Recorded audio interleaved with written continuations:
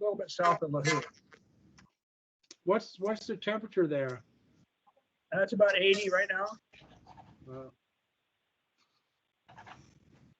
Well, you're missing winter for sure. Yeah, sounds like it.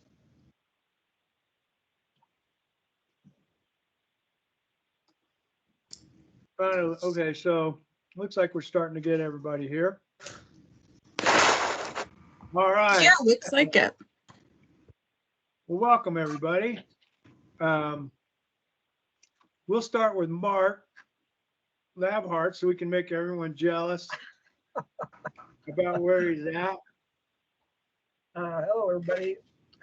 I'm actually in Kauai, on the island of Kauai, a little place called Kapaha.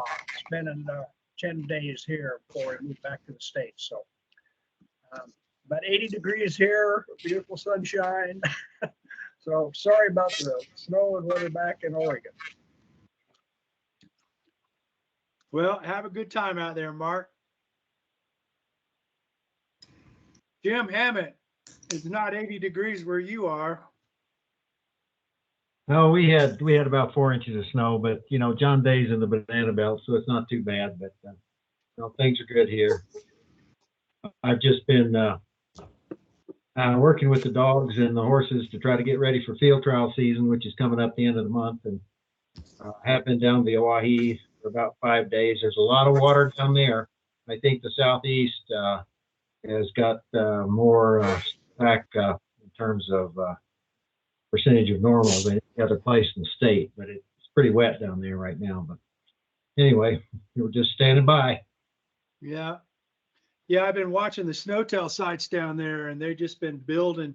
They started off really bad, like way below normal. But now they're 130, 140%.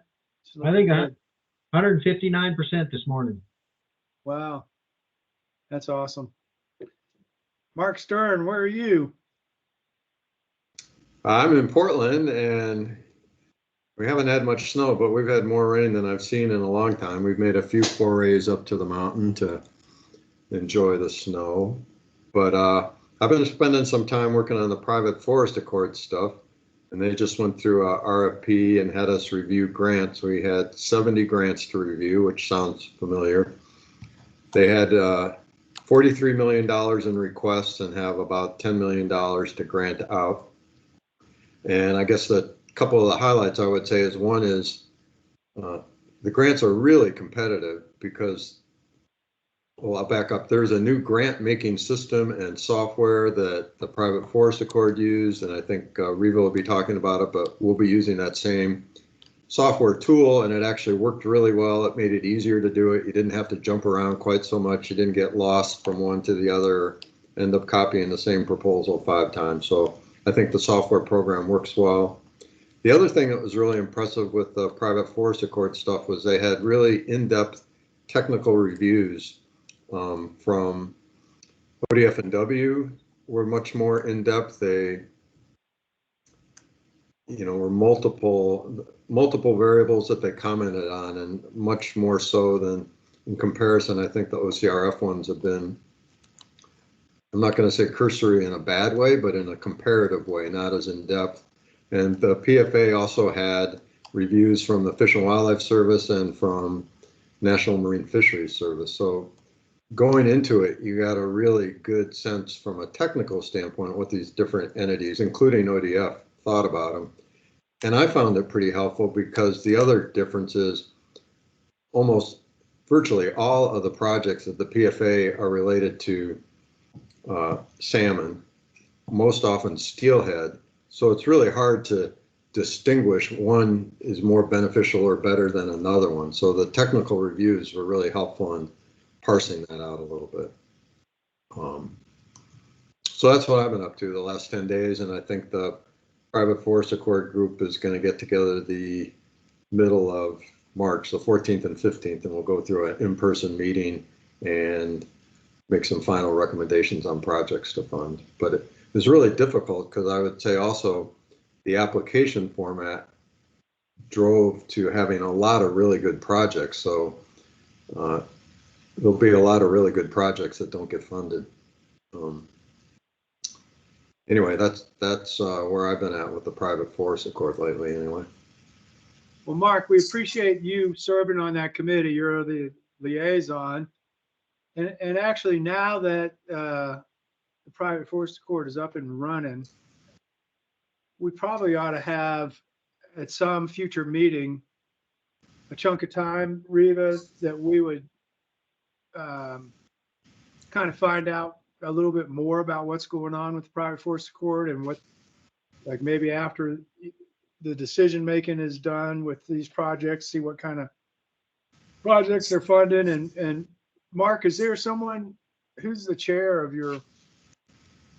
that committee, or is there one? Yeah, no, there's a chair. It's Chad Washington, who I think works with Nuveen, which is one of the private timber companies that was involved in the PFA stuff. And the co-chair is Kristen Rivard from Trout Unlimited. And then the ODF&W staff person is Andy, forget his last name, Anyway, yeah. I mean, Riva and Andy have been working closely together, and Sarah obviously has her fingers on both of those moving pieces. So those are the. Well, I know I would like to, now that it's up and going, hear more about it. So Riva, let's talk about that in the future, about maybe having a 30-minute kind of catch up on what's happening and how we can work together and all of that. So anyway, thanks again, Mark, for working so hard on that committee. All right, Murat, you just showed up, I think. You're just in time to tell us what's going on in your life. Well, it's snowing. We're getting more than what the weather report says. So yay, Mark, you're in the perfect place in Hawaii right now. I've been having contacts with different groups on the Ochako and the Deschutes that are struggling with just the boom of growth that we're having in Central Oregon, continuing boom, and the effects on wildlife, particularly effects of recreation and trails on wildlife. And I think you'll be seeing at least one proposal on that in our next group of proposals. And there's a lot of interest in a lot of the new people that are coming here in watersheds and rivers, and the Upper Deschutes Watershed Council has been doing these really beautiful educational sessions through COCC, the Central Oregon Community College.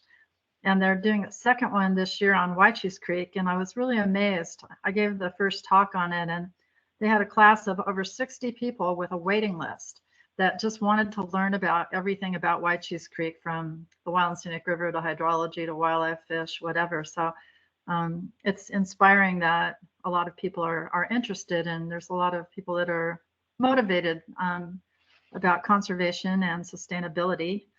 And then Oregon Wild asked me to give a talk on a project I worked on before I retired, which was an old growth restoration project called Glaze.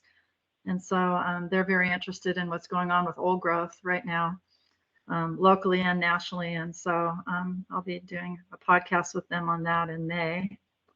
And I'm writing history stories for the Three Sisters Historical Society for Women's History Month. So that's been super fun, just digging into the files on all these ladies that were here in the 1880s, and they had a tough life and made lots of differences, people that started libraries and all kinds of things. And then personally, I've got another hip replacement surgery coming up to replace a hip replacement I had in 2007. So that's coming up in a week or two. So I'll be down for the count a little bit, but hope to pop back up. That's all I got. Well, good luck with that, Murat. And it's great to hear all the wonderful things you're involved in. And you touched on that double-edged sword of the growth that Central Oregon's experiencing. It's growing and puts a lot of pressure, but the constituency that's moving there, sometimes more of an advocate for conservation than might have been originally there. So it's a trade-off. One of my favorite projects that we funded was the Ochako Trails, where we helped fund the piece to try to determine where trails should go to have minimal impact on wildlife in the Ochakos, which is getting more and more pressure because everywhere else is so crowded there. So yeah, it's a interesting thing to watch. And and the fact that you're there, Murat, doing all the great work you're doing, we sure appreciate what you do. It's great. Well, it's sometimes I feel like I'm neglecting the West Cascades, but there's just lots of interest on the East Cascades, and there's just so much growth. And Yeah. Bend, the next time you drive through Bend, you'll notice. So thanks. Yeah, not to belabor that, I keep watching what's going on at Bachelor, and it's like takes 2 hours to get there. It's like nuts. I don't know. We'll figure it out, I hope. Yeah. Eliza Jane, there's not quite as many people up where you're at. Tell us something good about That's Northeast true. Oregon. Well, that's a good thing about where I live. Plus, there's no stoplights in the whole county. That's another bragging point and positive. So it's snowy, it's winter. Thankful for the moisture. I'm lambing. I'm not lambing. My ewes are lambing. So far, I have no lambs in my house, which is everybody knock on wood together. It's a very good thing. Yeah, hoping to get that wrapped up so I can harass some of the steelhead that are coming through the ranch. Just not a whole bunch. I'm working with the what they've named themselves as Northeast Oregon, which tickles me, but it's the Wildlife Crossing effort. They've chosen the section of 82 that runs from Wallowa to Enterprise and then up on 84 on Meacham. And so we'll probably be seeing application from that group. I'm wanting things to happen a little quicker, so I'm in search of 10 grand. I can purchase 2 crossing signs that are lit up with solar power, but they cost 5 grand a piece. And ODOT doesn't have any money or maintenance, so we've offered to maintain them if they'll just, now I got to buy them too. So I think that it's cars hitting deer is the problem. So I want to focus on cars and get them to slow down and create some awareness of that. There's just multiple deer killed. I'm not exaggerating, every day on this highway, and it's we got to do something about it. So happy to be working with a group that's trying to do something about that. And I always look forward to our gathering, our meetings. So just happy to be here today. Thanks, Eliza Jane. And that, we all recall we're going to have $5 million in wildlife crossing funds, which is coming in 2025. We'll be talking a little bit more about that later, but that's an important thing going on around the state for sure. Yeah. Mauricio, what's happening with you? Good afternoon, everyone. It's good to see you. Much like you, Liza, I really enjoy being in such beautiful, full-hearted company. What I've been doing, I've been spending a lot of time having daddy dates with my girls, 9 and 6-year-old twins, and rediscovering what the world looks like through the eyes of a 6-year-old, and how still very relevant that is to the work that we do. I've been having lots of conversations about why so much unnecessary complexity sometimes gets in the way of doing the right thing. And, perfection becomes the enemy of good. And so I've been working with some organizations and trying to imagine curriculum that, rather than put an emphasis on like, what's the phylum of this one particular species, or just do a data dump on folks visiting refuges, for instance, imagining what would a child be interested in. Oh, look, this plant looks like a cinnamon roll. Well, let's roll with that and try to awaken curiosity and interest, and in a way that feels more unique and cater to their own sense of wonder.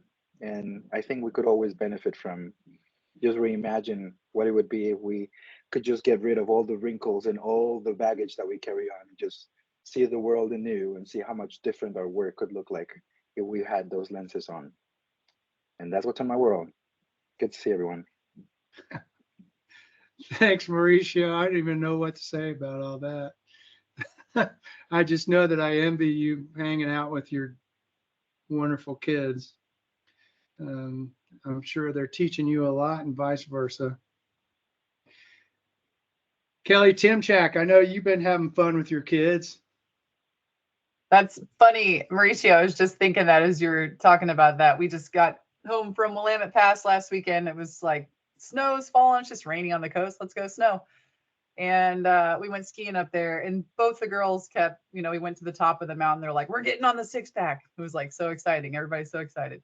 And they kept stopping and saying, look at those mountains over there. When it would clear up, and they say, oh, Mom, stop. Did you see those mountains over there? They were just so in awe of everything around us, which was always really fun because I forget to. I'm just like skiing and getting excited about that part. So it's fun to stop and look around and enjoy it from their point of view too. Like you said, it is kind of the simple, small things, but that was a wonderful, lovely trip. And I love watching them expand and grow too. But yeah, other than that, little steelhead fishing on Hunter Creek down here, and the rivers are still pretty muddy, the bigger ones. Some of them are kind of clearing up a little bit. But yeah, it's been gorgeous. Lots of grant writing. It's grant writing season here for us. And so lots of projects going in, which is really exciting too. So I'm excited to get to see this next round also. Thanks. It sounds like you got some nice things coming up. Sristi Kamal, we haven't had you for this in a while. It's good to see you. Carl, you're making me feel bad. I only missed one. Well, it's because you're so important. It just seemed like more. No, you're making me feel bad. No, but good to see everyone. Hi. Sorry again, I missed the last time. The legislative session has taken over my life, which is why I had to miss it last time. I had a public bill hearing that day. It's going well. I'm looking forward to the end of the week, which is also the end of the legislative session. I think we can all take a breather after that. But I was at the Public Interest Environmental Law Conference last week in Eugene, and got to meet a lot of our conservation partners, and also hear a wide variety of topics in the conservation community and environmental community, which I think being so narrow focused in wildlife issues for myself, that I definitely got to learn a lot in that process. Just in case legislative session wasn't complicated enough, I decided to adopt a dog in the middle of it. So I am currently with 2 dogs, and my new dog is 7 months old and 64 pounds. So he's going to be a big boy. I got him from the county shelter. And my older dog cannot believe this level of betrayal from me. So I'm currently dealing with her angst and betrayal while I deal with a 7-month-old puppy. Wow, you got your hands full. So this was the short session, right? That's correct, Carl. Some It is a impactful short things going session. on with that.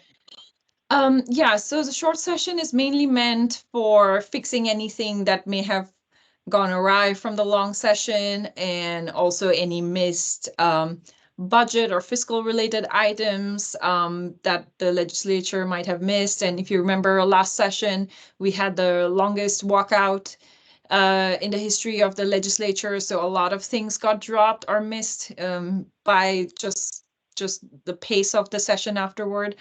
So there's a lot of fixing going around on those issues. And I know that Riva, you wanted me to give a quick update, so I can wait till then, but there are quite a few pieces related to wildlife and ODFNW that I think would be relevant for this community, this particular committee to hear about. Well, thanks for all your work there, Sristi. I know how in depth you get and how much you know everything that's going on, and we really appreciate that. Jane Hartline. Hello, all. Let's see. I'm tired because every Tuesday morning for the last 9 years, I have gone to our state park here on the island, where we have a crew of weed warriors. And mostly we tackle blackberries. Uh, so we whooped a lot of blackberry behinds this morning, and now I'm tired. I was thinking the only other thing, I can't remember if I've mentioned this, but a project that I'm working on now that I'm really excited about is with the Coalition for Oregon Land Trusts, and it involves botanical resources. So I'm, as you may know, I'm kind of a plant nerd. And so we are organizing, actually putting together protocols and coming up with systems for some of the land trusts that don't have botanists on staff to be able to go out into their properties and figure out if they have rare plants or rare plant habitat. And this is really important before you start fixing things, that if there's something precious. So that's been a really interesting project, and we're just about ready to start doing some surveys on some of the properties. So love it. Wow, it's great hearing what everybody on this committee is involved in such interesting, cool stuff.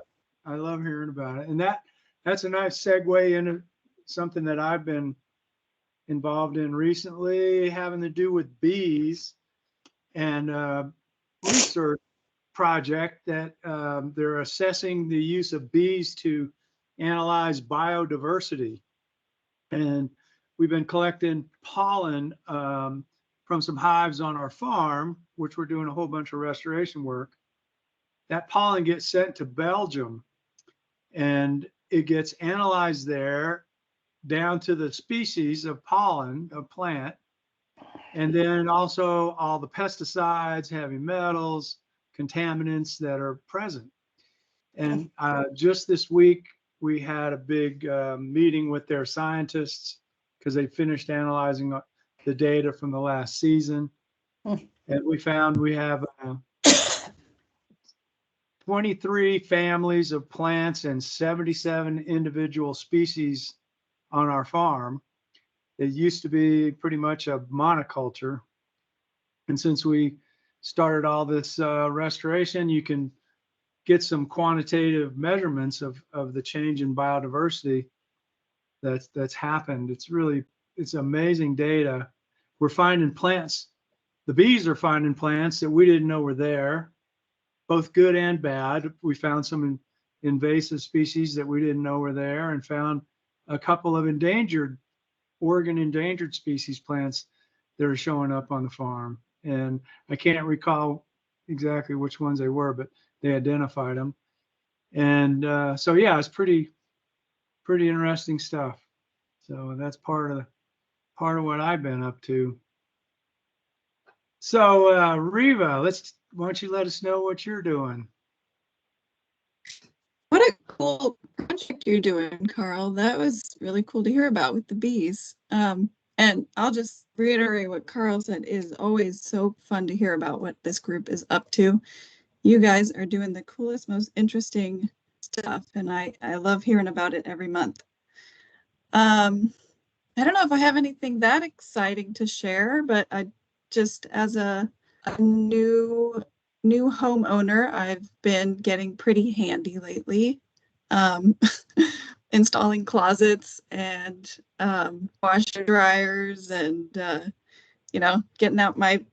starting to acquire some power tools. That's something that I've been up to recently. So I'm trying to get more handy. That's about all I've been up to.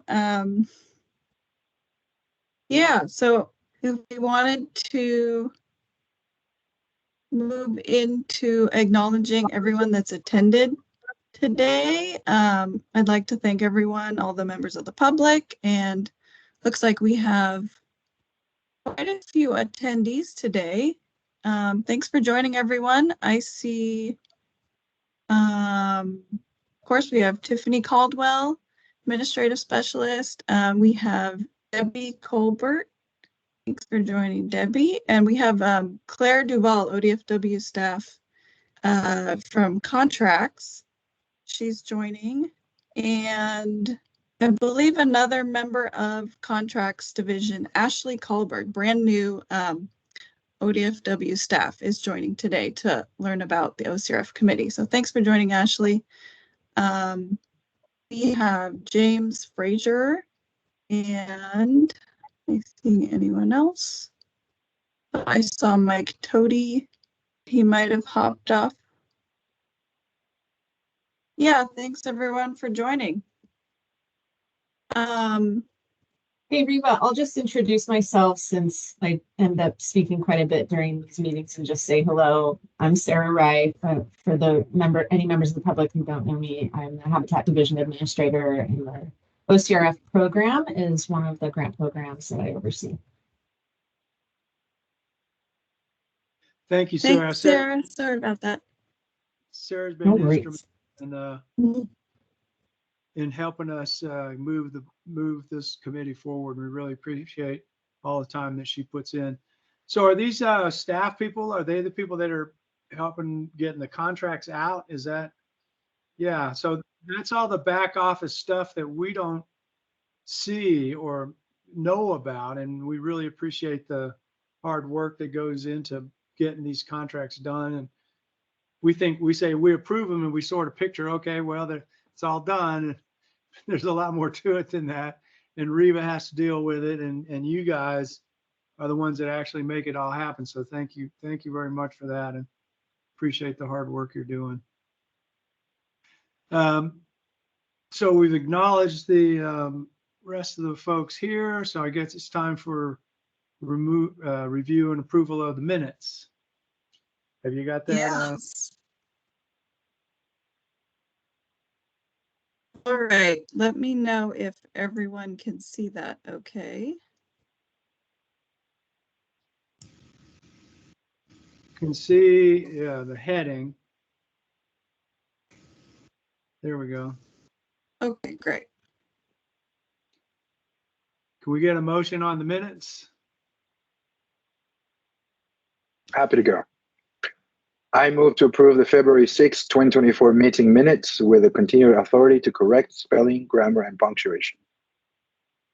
Do you have a I second? second that. Kelly seconds it. Kelly, have a second. All in favor? Everyone's got their hand up, I think. Yep. Okay, so that passed. Great. Well, that brings us to getting Srishti back on deck here for legislative updates. She can tell us what the heck's going on there. Oh, I wish I knew what was going on there, Carl. Half the times I feel like I don't know what's happening there. But I'll try to be brief, and please feel free to ask questions if you have any, because I'll keep this as a short summary. But I just wanted to highlight 3 bills that are related either to OCRF or ODFW that I thought this committee might be interested in. The first one directly relates to OCRF. It was House Bill 4014 or 4014. And that bill was an appropriation bill that allocated $1.5 million through OCRF to be administered as block grants for watershed councils, soil water conservation districts, and nonprofits that want to support private landowners to engage in non-lethal beaver mitigation tools and techniques. Part of the funding could also be attributed to building up technical assistance capacity in the state, that is to be able to assist landowners in putting those tools in place. So that's what the language of the bill says. The bill passed out of the House Committee on Climate, Energy, and Environment with bipartisan unanimous support, which is huge. And it went to Ways and Means. But this session is a bit of a struggle financially.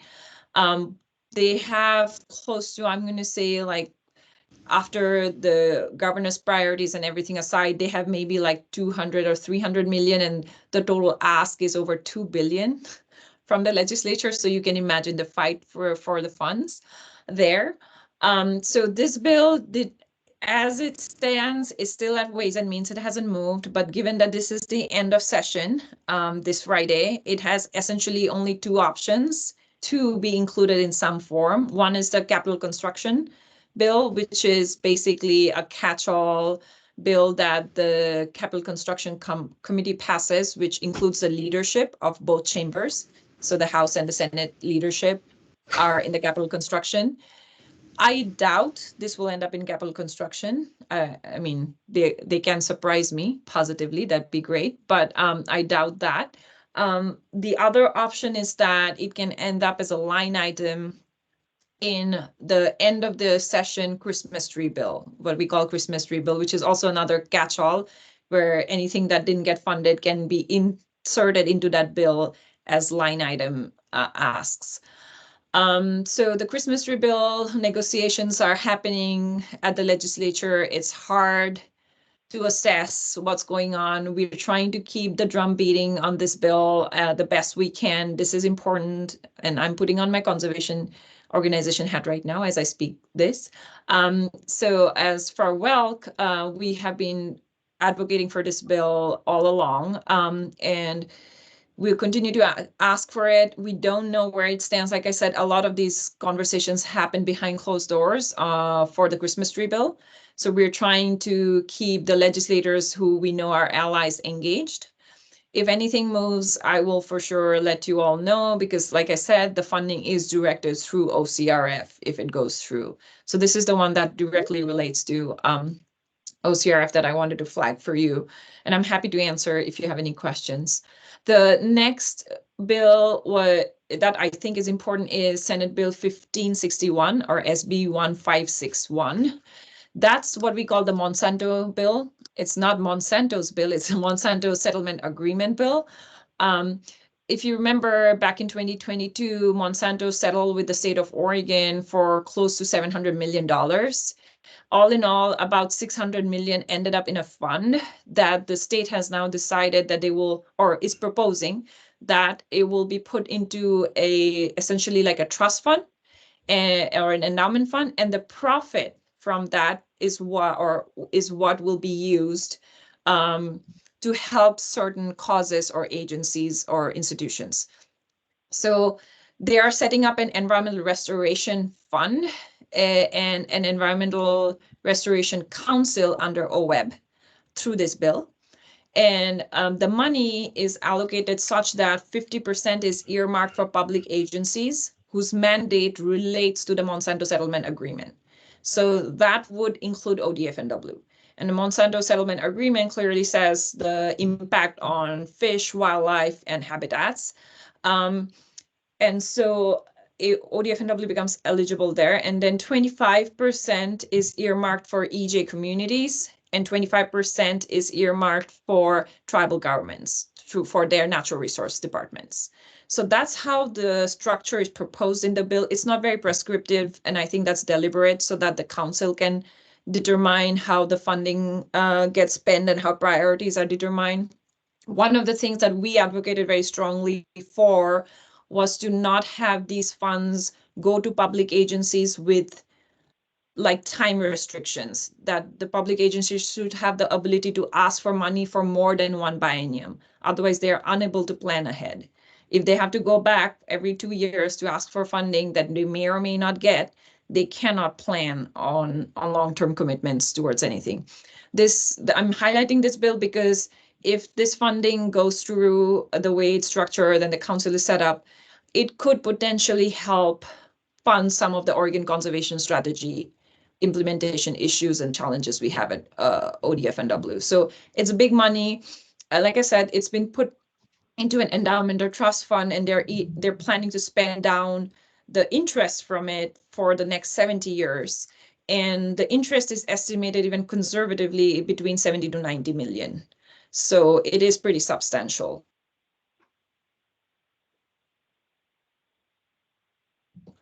Or has the potential to help the Oregon Conservation Strategy. We don't know how it'll play out. And the last one is House Bill 4148 or HB 4148. That we call that the Wildlife Omnibus Bill because it is an omnibus bill. It has multiple components. Commissioner Labhart has been very actively involved in one of those components coming together. So Mark, you might have things you want to add on after what I say here, but the bill has 4 main components, and one of them is connectivity related. If you remember when our bill passed last session, with the 5 million allocation, it had a policy element that did not go through because it was added as a line item in the Christmas tree bill from the last session. So they're trying to push that policy component through in this one, and there's specific buckets for the coexistence package that was directed at ODF&W last session that didn't go through. And there is money allocated specifically for chronic wasting disease and understanding its implications and preparing in Oregon for that. And one bucket is invasive species related. So there are broad buckets in the omnibus bill, and they had specific asks within that. That bill is in the same fate as the beaver bill currently is. So it passed with unanimous bipartisan support out of the House Agriculture and Natural Resource Committee, sitting at Ways and Means, and it has not moved since. So if it does end up somewhere, we are hoping against hope that it ends up in a Christmas tree bill somehow, which we will probably know by Friday. So these are the three sort of main bills that I thought would be of interest to the committee here. But also, if there are other issues you've heard about and want to bring it up, I'm happy to discuss as well. Thank you, Srishti. I know that you've worked hard on all of those and appreciate your time and effort there. Does anyone have specific questions for Srishti? Yeah, thank you so much, Srishti. And since we are so lucky to have, I think my video just froze for a second. Hope you can all still hear me. Okay, good. Since we're so lucky to have Debbie Colbert here today, I'm wondering if she might have anything to add. Not to put her on the spot, but she's very deeply tied with the legislative session. So just wondering if she wanted to pop in and say hi, add anything. Well, I will say hi, and I don't have anything to add. Srishti just gave you a very comprehensive update. We have a number of other bills that we're tracking that probably are less relevant to this group. I would be appreciative to have folks like Srishti working with us in the Capitol. So always appreciate the partnership that we have. Actually, thank you, Debbie. Thanks, Debbie. Before we take questions, does Mark Lavard have any comments to make about his perception of this session? As usual, Srishti did a fantastic job. So yeah, she pretty well captured it from my perspective. And I can't be directly involved, as you all know, because unless the governor supports a bill, we have to be neutral on that. But between Debbie, down at the Capitol every day, and Srishti down at the Capitol every day, and some of our other interest stakeholder groups, and I see Mike Tody on here from OHA. They've been watching chronic wasting disease really close. So there's a number of people down there that are really supportive of Oregon Fish and Wildlife. We just can't thank them enough for their efforts.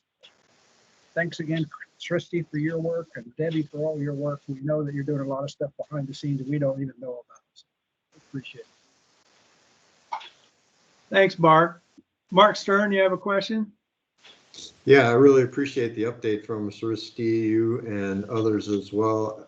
And maybe I missed it, but I wasn't sure. What's the next step, so to speak, on the Monsanto, endowment fund? So the next step, given the bill passes or is signed by the governor, it will basically set up an Environmental Restoration Council under OWEB. So OWEB is kind of the administrative head. They're not part of the actual council per se. The structure of the council is laid out in that bill.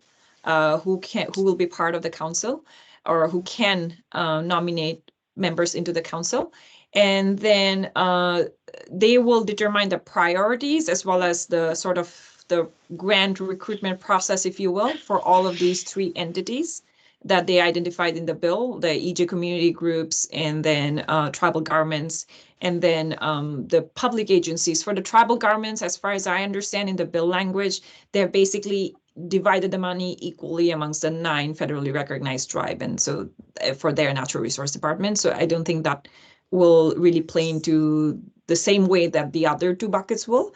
And so I think it'll take a little bit time, and as in the money is already there, but figuring out this particular structure and then this council determining their priorities and starting to recruit projects from agencies would probably need a little more time, but we are hoping that, like I said, that those projects can be more long-term than just short-term 2-year every biennium kind of commitment. I'll Yeah, just add to that, Mark, to answer your question a little bit more. We're really excited that ODFW, if the bill passes as it is set up right now, we will have a position that will come with the bill to help us engage with OWEB and the new council to really help them identify the metrics. You know, this entire Monsanto settlement was entirely driven by natural resource damages. It was not a public health lawsuit. It was, and I'm just going to brag, it was really dependent on the amazing work of staff at ODFW and DEQ that built the record for the litigation. And if you read the settlement, it is all about species impacts. And so we're very grateful that we will have a dedicated position to help that council understand kind of what data do we already have about species needs and how to prioritize that funding.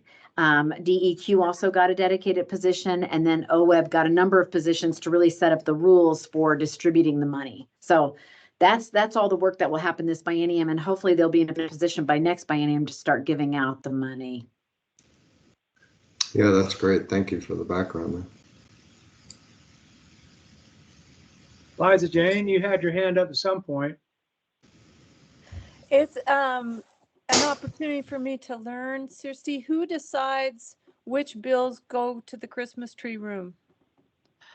It is primarily determined by the leadership of the chambers in consultation with the Joint Ways and Means co-chairs, although there are other avenues for legislators to weigh in through these particular channels. So for example, our Speaker of the House is Representative Rayfield, our Senate President is Senator Wagner, so their office will be definitely involved, and then our co-chairs are Senator Steiner and Representative Sanchez. And so their offices will be very heavily involved because they are the ones that receive all the funding asked. So they know which ones moved from Ways and Means and which ones didn't. And that can be then fitted into the Christmas tree conversation. But then the Democratic Party will also consult with the Republican Party at the final stage of the Christmas tree bill to see if there is like further negotiations that need to be had. And that's the part that's the black hole for us, which we don't know and don't see. So yeah, we'll just have to wait and see what that looks like on Friday. And when do you find out the decisions? Is it Friday? Friday is supposed to be the last day that they're going to hold sessions of any meetings and floor sessions. That's their hope. I think the last official date was March 10th, but I think they're hoping that they can wrap up early. So we are anticipating to know more by Friday. All right, great. Thank you. So Srishti, the beaver bill, was that 1.5 million? Is that still the number? That is still, yes. So again, I do want to say that the Wildlife Omnibus Bill, as Mark mentioned, has been carried by multiple stakeholder groups. So they played a far more active role. I was more in a supporting role in that one. The beaver one, I played more of an active role, and that in both of these bills, we moved it forward with our respective asks. So in the bill, it is 1.5 million. We didn't change that language, but because of this very acute struggle of resources that's happening at Ways and Means, we did signal to the legislators that if necessary, we are comfortable with scaling if needed. So we don't know we didn't negotiate on a number. We just signaled that much to them so that they don't completely do away with it. If they feel like they cannot give 1.5 million, doesn't mean they don't consider it at all, is what we were trying to signal to them. It certainly makes sense that with the legislature changing the rules on how landowners can deal with beavers, that you would then provide a means to have them deal with it. And it's very Exactly. coming through. Exactly. The OCRF. Yeah. There's a lot of support behind this bill. So I will say that, I mean, given short session is always a crazy try, but it is still a try. So if this doesn't move, I'm sure there is a lot of support to see this move next session, but we're still keeping our hopes up. Thank you. I just have one observation about Srishti's report. I think especially with Debbie and Sarah here, the Monsanto bill, and with Srishti telling us that that might be a recurring funding for 70 years, I can't think of a better way to impact the species in question than by allocating that money to the OCRF or a portion of that. Certainly a strategy to live up to the bill's desires, as well as get us a steady funding stream for the next 70 years. It sounds like the perfect fit. Just something for you all to think about. Okay, does anybody else have any other comments about the legislative update? Great, well, thank you. I debated whether I was going to say anything, but I think I will. As Srishti and Debbie know, at the end of the session is a lot of sausage making. And we all know how sausage gets made. So there's a lot of horse trading going on behind the scenes, a lot of people talking, a lot of work going behind the scenes, a lot of people that will be speaking on our behalf for Oregon's Fish and Wildlife. We don't know how it all gets done, but hopefully at the end it'll be a nice package of sausage that will help us out. So that's my editorial comment. Well, let's hope it's some tasty sausage there. Okay, great. Well, we're pretty much on schedule. We've all been hearing so much about this new package of or process for analyzing our grants and the great success it sounds like they're having with the Private Forest Accord. Hearing back from Mark Stern, I think our next plan is for REVA to sort of give us a heads up on the, I think it's called Foundant is the name of the software that we'll be using. I think she's going to walk us through that. Yeah. So taking us from legislative session to grant management system, I was gonna have give you a little tour, just real quick, of what it's gonna look like just ahead of when you all have to go in there and start doing your reviews. And as Mark said earlier at the beginning of the meeting, he has spent some time in there. So I'd love to give him a chance to, he's already kind of touched on it, but if he has anything to add, please feel free to jump in. And I'm just going to show you what it's going to look like for you and what those reviews will be like. So let me jump in.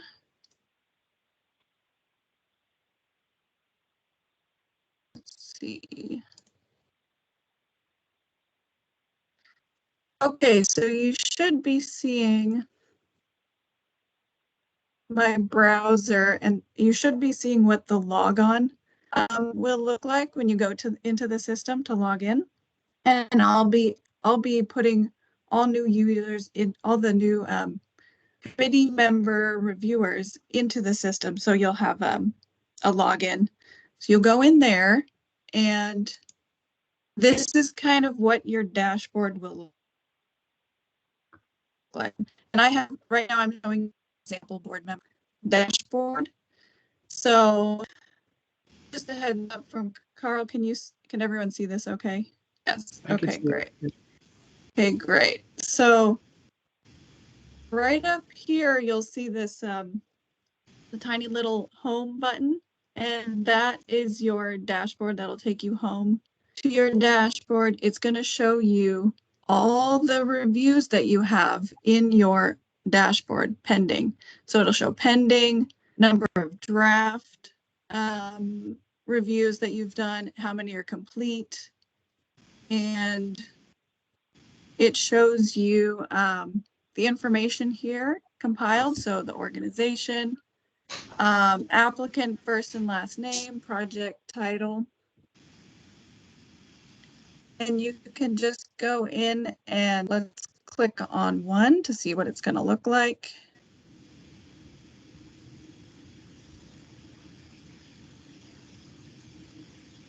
So we have your application will be on the left-hand side and the evaluation on the right, but you can actually switch those if you'd like to put them on the other side. And you'll have your scoring criteria. And where you'll put in your scores and your comments.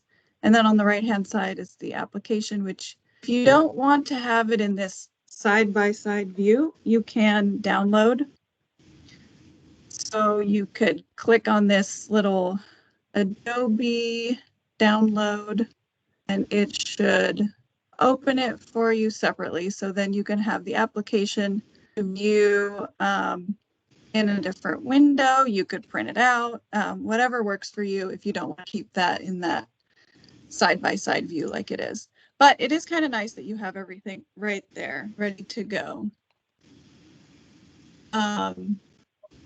Especially if you have a big monitor and screen, you can see it all pretty well. So you can save and you could start a review, save it. It'll save all the progress, go back to your dashboard and start another one.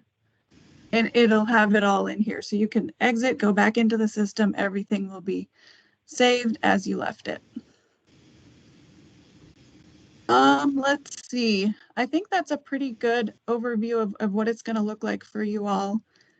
I'll just pause there and see if we have any questions from the group about how this is going to work. Riva, I'm assuming you will just take our current format, our ranking criteria, and that'll just be built into the system. That is in the system. I was just showing you an example of a kind of like a practice one, but it's all in there. Your rank scoring criteria is in the system, and then the applications will be showing up on the side of the screen when you go in to evaluate. Liza Jane? How do we see the ODF&W reviewers' comments and scores? So the technical reviewers' comments, I will be sending those to you. Those aren't going to be in the system. So this system doesn't have a capability of pulling all of that in together for you. So I'll be sending those out separately. Okay. Mm-hmm. Carl, Maret had her hand up also. I just want to make sure. Yeah, I think I missed that. Maret? That was my question as well, the technical reviews. So thanks. Good question. Mm-hmm.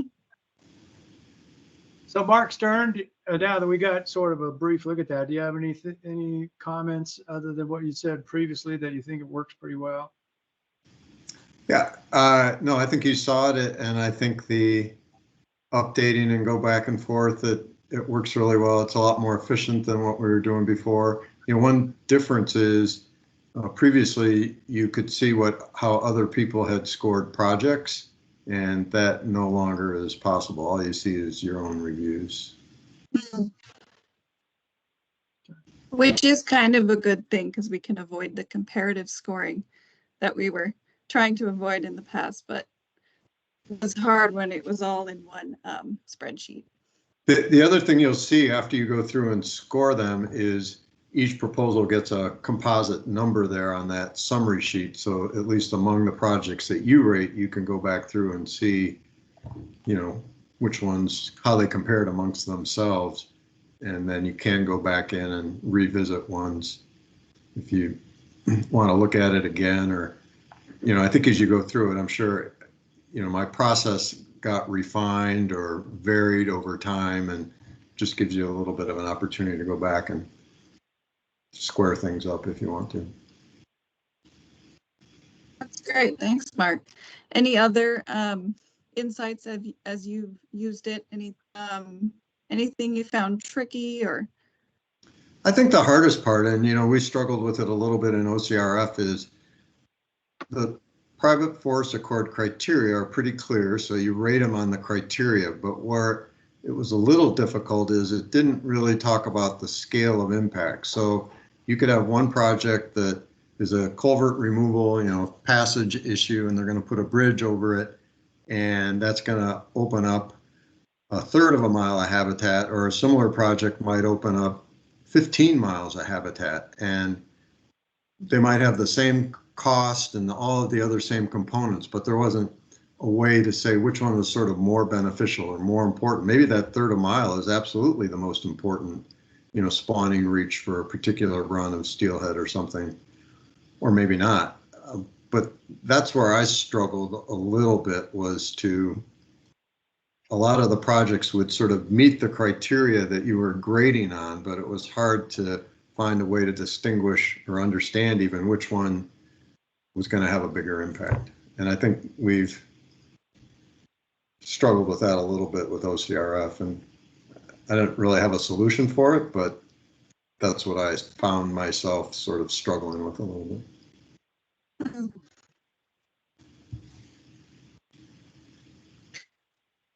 Well, thanks. Any more questions about the review in the new grant system and what that's going to look like from the group? No? All right. I think we can move on to the next thing on our agenda, which is some program updates from yours truly. Let me just pull up my slides real quick.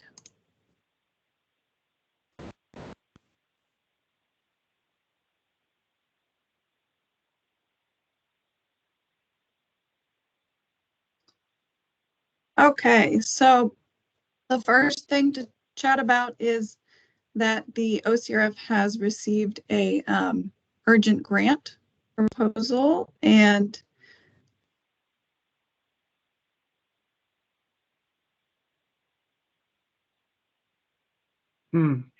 Has Reva locked up for you all? so the OCRF program received this. Reva, you're Oh, can you you're all locked. hear me? Yeah, you locked up. You locked up for all of that, pretty much. Okay. Can you, but everyone can hear me now? Yeah. I'm gonna turn off my camera to see if that helps, if it's Yeah. a connection issue.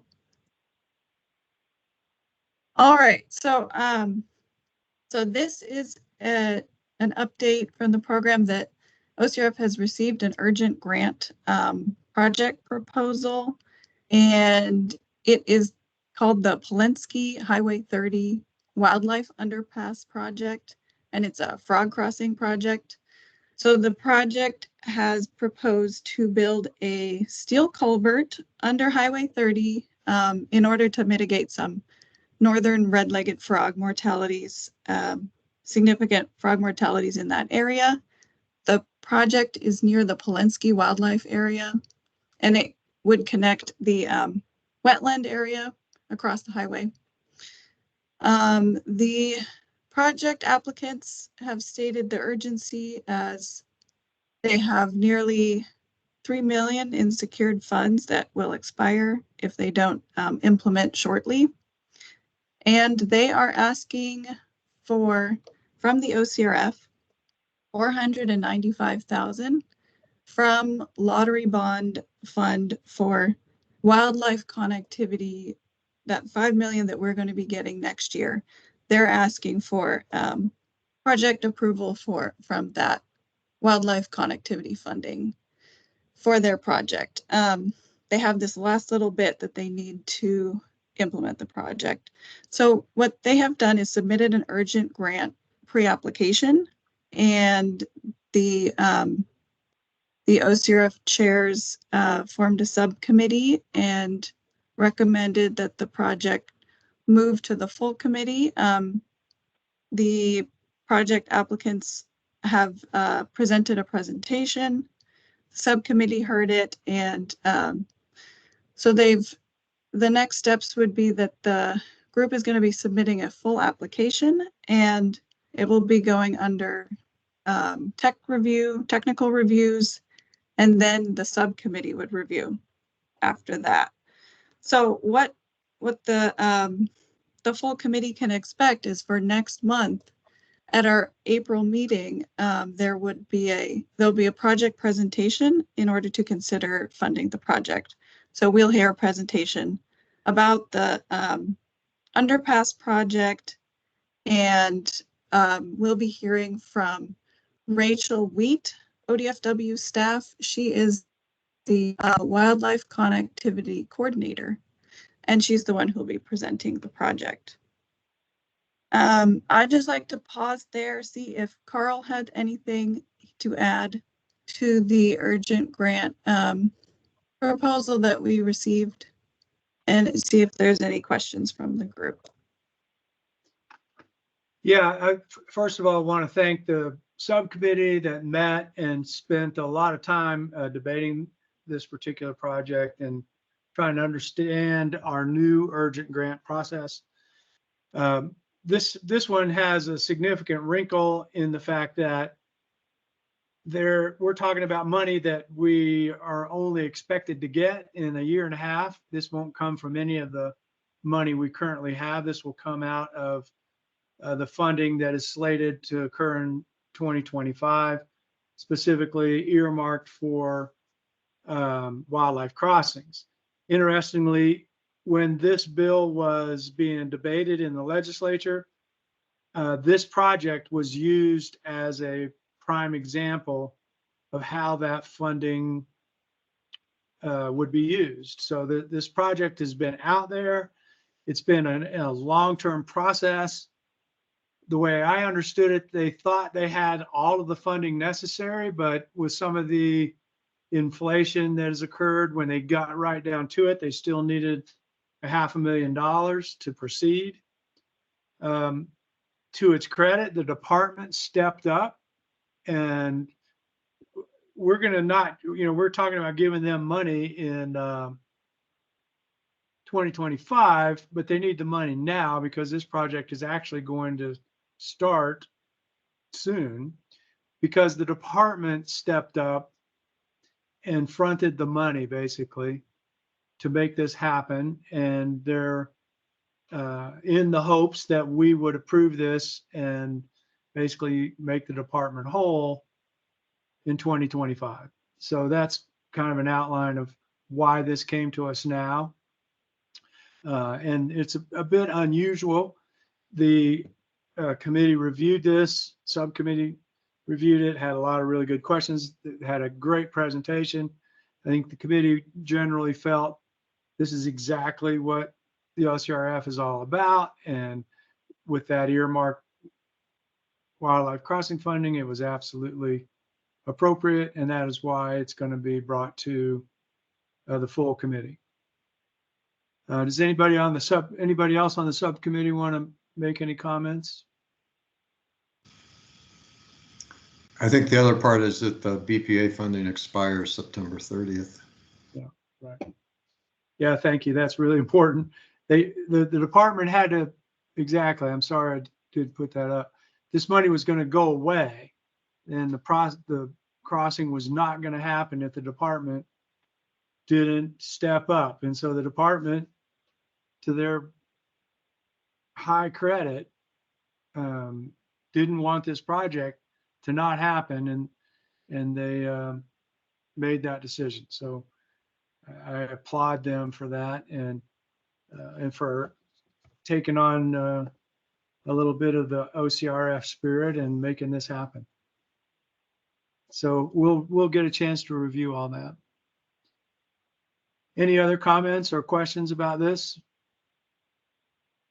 Carl, I just had a comment, not necessarily a question, that I do recognize that, this is a little bit unusual, but again, the point that Mark made, which is that federal grants are so hard to come by, and the fact that they have that lined up, I think is so critical. And the fact that it's a federal grant that's not related to ungulate connectivity is even more rare. So the fact that they're doing it is amazing as far as I'm concerned. And just connecting this back again, putting on my conservation organization hat, is that when we advocated 2 sessions ago for funding for connectivity that was channeled through ODOT, ODOT's priority is human safety. So unless a project relates to human safety, it's going to be really hard to tap into those resources very easily. And so ungulate connectivity can somehow relate to that often. And so we can make that happen. But for something like a frog crossing, we'll probably not have access. So OCRF's pool is probably the only one that will remain valid here. So I'm glad that they brought it up and that our subcommittee is considering it. Thanks for adding that color to this, Christie. That's really good insight. Again, I think we have to really look at the department's decision as a really major deal, as a really great step forward and a very entrepreneurial effort to make this project happen. So, Maurette, you have your hand up? Yeah, I had lots of questions about this too, and luckily I got to talk to Mark Stern about it, and he briefed me on, it sounds like I had a lot of the same questions that you do. I guess one of the main questions I still have is the precedent, and for other groups that are in a similar boat that they need the money before we get the money. How are we viewing sort of the precedent of this? And also what happens if we don't get the money? You know, we live in uncertain times and there might be fires or something else, and that money might be pulled back. And so is there a get out of it clause that could be installed here? I think Sarah might have a response to that. Yeah, thanks. And good questions, Maurette. If you had a chance to take a look at the staff recommendation memo that we sent you all, there were kind of those 4 criteria for what we all collectively decided would be a part of this process of evaluating urgent grants. And so what if another project were to come forward,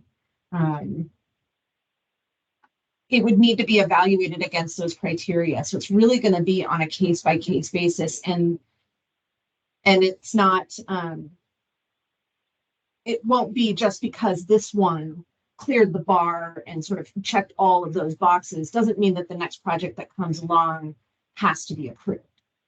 So I don't think it's a precedent concern. We'll just have to do an in-depth analysis of those criteria for every one of these proposals that comes forward. And I think it's a pretty high bar that has to be cleared. And this one is just kind of a poster child for those criteria, I think.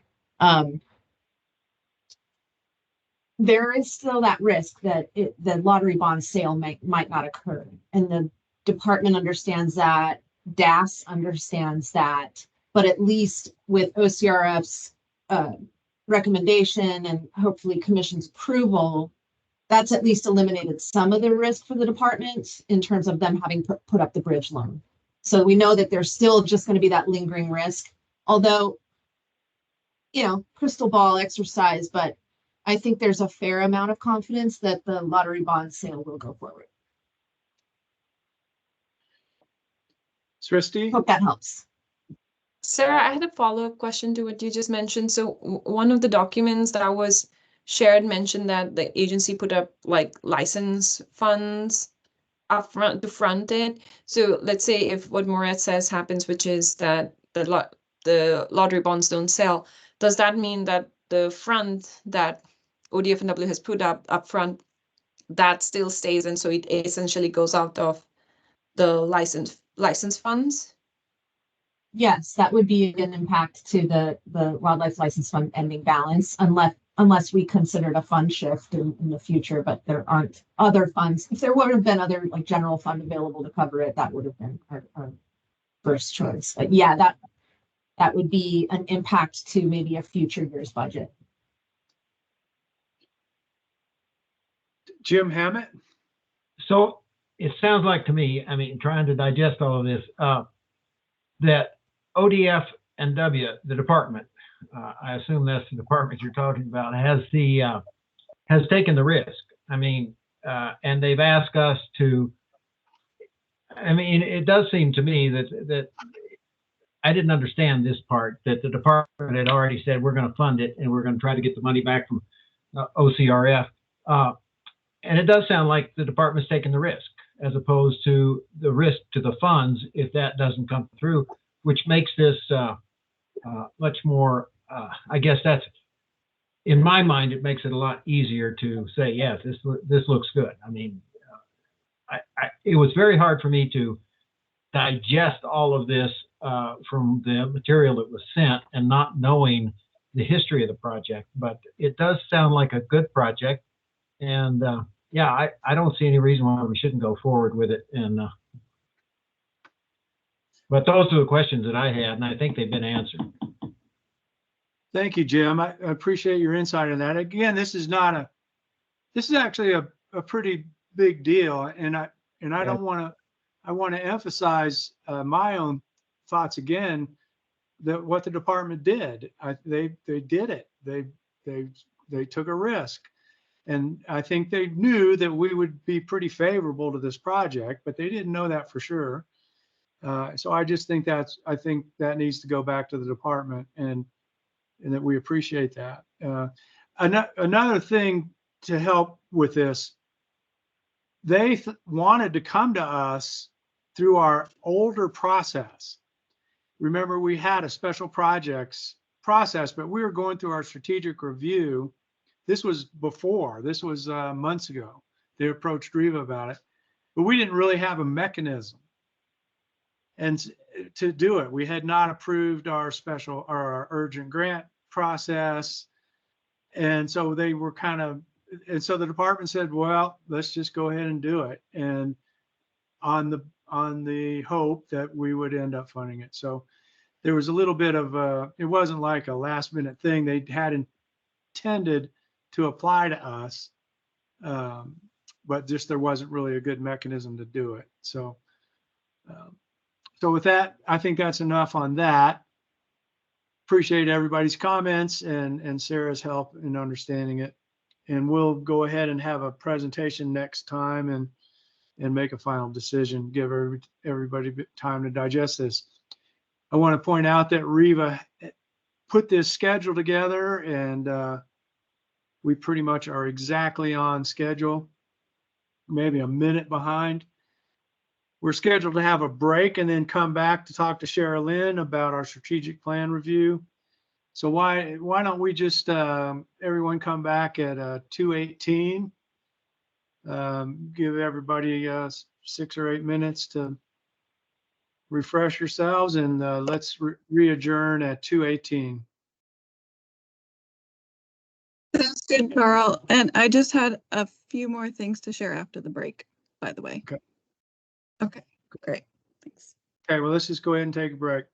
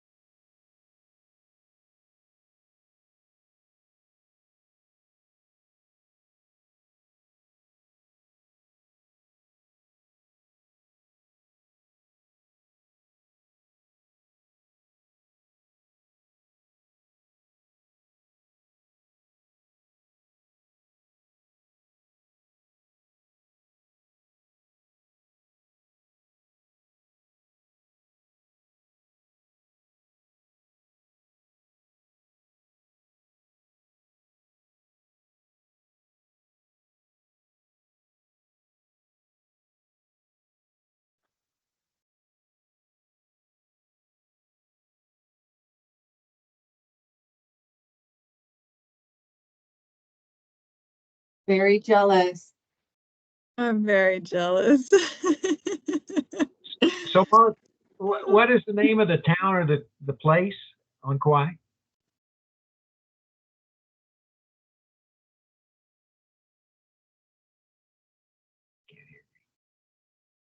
I think he's on mute. Oh, I think he is. Yeah. Well, next OCRF meeting in Hawaii. Virtually. Virtual, yeah. I'm back. I just thought I'd give you a little break while you're. Live coverage here, Jim. Tell me where you are again. I mean, the place. It's on Kauai, south of Lahui. It's called Kapaha. Can you spell that? K-A-P-P-A. Kappa. K-A-P-P-A. Yeah, Kapaha. Yeah, we come here about every few years, so it's a pretty tough duty, I guess you can see. Well, I've kayaked to the Pali Coast several times, but that's about all I know about Kauai. Oh yeah, it's beautiful. Yeah, it's a tough day here. So just a short interlude while everybody's on break.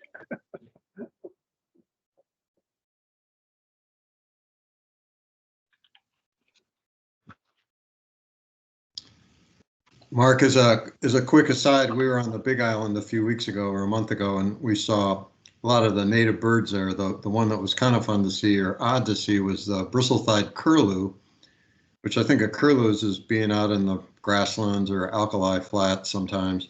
And they're in the middle of the lava field, in the rocky, Pahoehoe lava field, hanging out. And I think if I was going to go all the way from Western Alaska to Hawaii, I'd find some place other than the lava field to hang out. But that's apparently where they like to winter, next to the golf course, admittedly, which obviously provides some of that greenery. Interesting.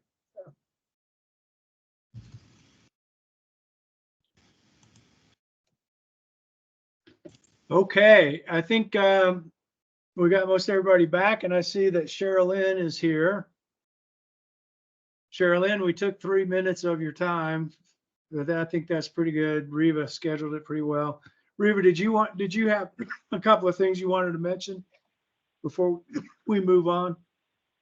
You know what, Carl? I'm gonna wait until I'll move mine till after Sherilyn because I want her to have as much time as she needs for this important strategic plan review session. So I'll just have a few things to add at the end of the meeting. Great, Thanks. great. Well, Sherilyn, welcome. We're happy to have you and ready to wrap this up. Yeah, great to see everybody. I'm bummed when I don't come to the early part of the meeting and hear about all the exciting things you're doing, like Mark being in Kauai. So I have to catch up with you guys some other time. But yes, we are here to talk strategic plan. I've made some edits to it over the last month, even over the last week since I sent it last week for review. So what I thought we would do is go through it together, highlight sections that have changed, not go through areas where we haven't had changes, but just go through the areas that have had changes. Make sure everybody's comfortable with those. If you hadn't really had a chance to look at it in advance and you see something while we're going in it, feel free to flag it. I believe that after this meeting, we'll take the liberty to still do wordsmithing and grammar fixes and all that kind of fun stuff. And I believe ODFW staff will start formatting it into its final look and feel as well, so that hopefully when you guys come back in April, I think that's what you were saying, Reva, we would have a final plan to adopt. Yes? Cool. So with that in mind, I'm going to share my version because, like I said, I've continued to make changes. So even the version you got last week has had some edits in it since then. So I'll just kind of narrate where we are.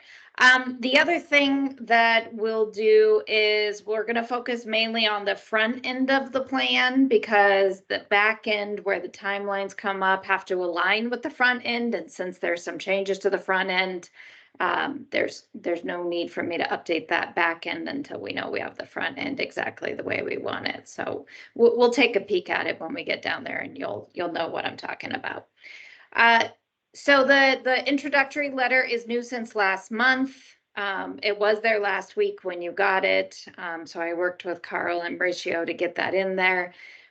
Nobody has sent back any comments on that. I would say Carl and Mauricio, make sure you do a final review of that if you don't mind, just to make sure that it has everything that you wanted and expresses the sentiment. But it was sounding like we're getting pretty close on the intro letter.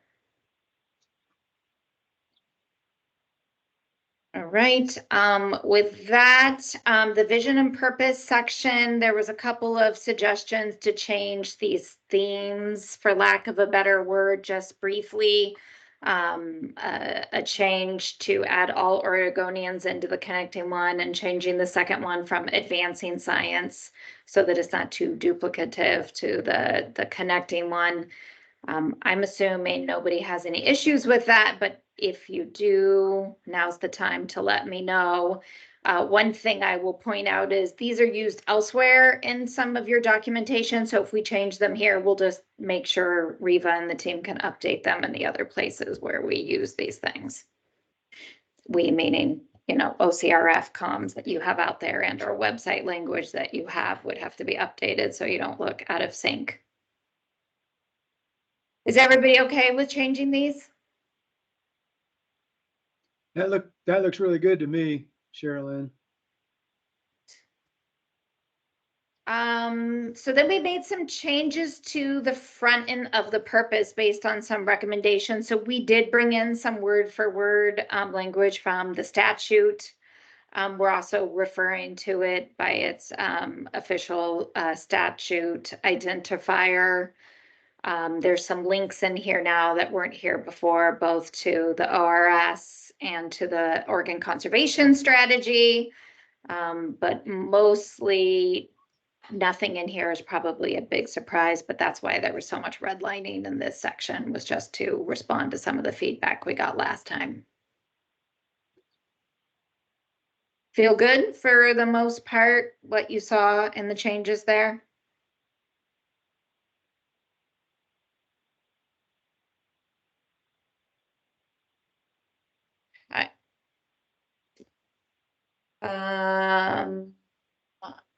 Oh, the other thing I did, and I think this comes up in a couple places in the document, is we've started always referring to ODFW as the Oregon Department of Fish and Wildlife, and then we're using the acronym everywhere else. So it was a little inconsistent in the first version, and I know some people refer to ODFW in different ways. But every time we have it here now, it's the Oregon Department of Fish and Wildlife, ODFW, and then just ODFW everywhere else. So if I miss that somewhere, I'll clean it up later, but that's going to be our intent going forward, is that's our formal introduction to the department, and then we'll use ODFW everywhere else. So you'll see a bunch of edits along those lines as well. And I think these were pretty minor edits as well. Somebody made a comment to make sure these are the updated numbers. So I just put a note here to check that the stats get updated. I think those were the numbers through to 2023. But we will make sure that they are the accurate numbers and update them if needed. I noticed Carl Mauricio's letter had 1.4 million donated. So there's one. As opposed to 1.3, so that could be synced. I think it was 1.4. I'm pretty sure it was 1.4. Although I will say that our previous staff person did that, and she's rarely wrong on things like that. but I do remember 1.4. So we will confirm that, and we will make sure we use the same number in both places. right, good. Strategic plan overview, this intro part about the fact that we collaborated with others, got some outreach. And again, this was my own summary of what I heard in the outreach. We did add one bullet to it, but other than that, it's pretty similar to what was here in February. Mark? Yeah, I guess my first reaction when I read it, it seemed like recreation wasn't mentioned. And I realized, well, maybe none of the feedback from the people suggested there were more opportunities for recreation, so it wasn't part of the feedback, but it, at least at a first read, it seemed like it struck me as being absent.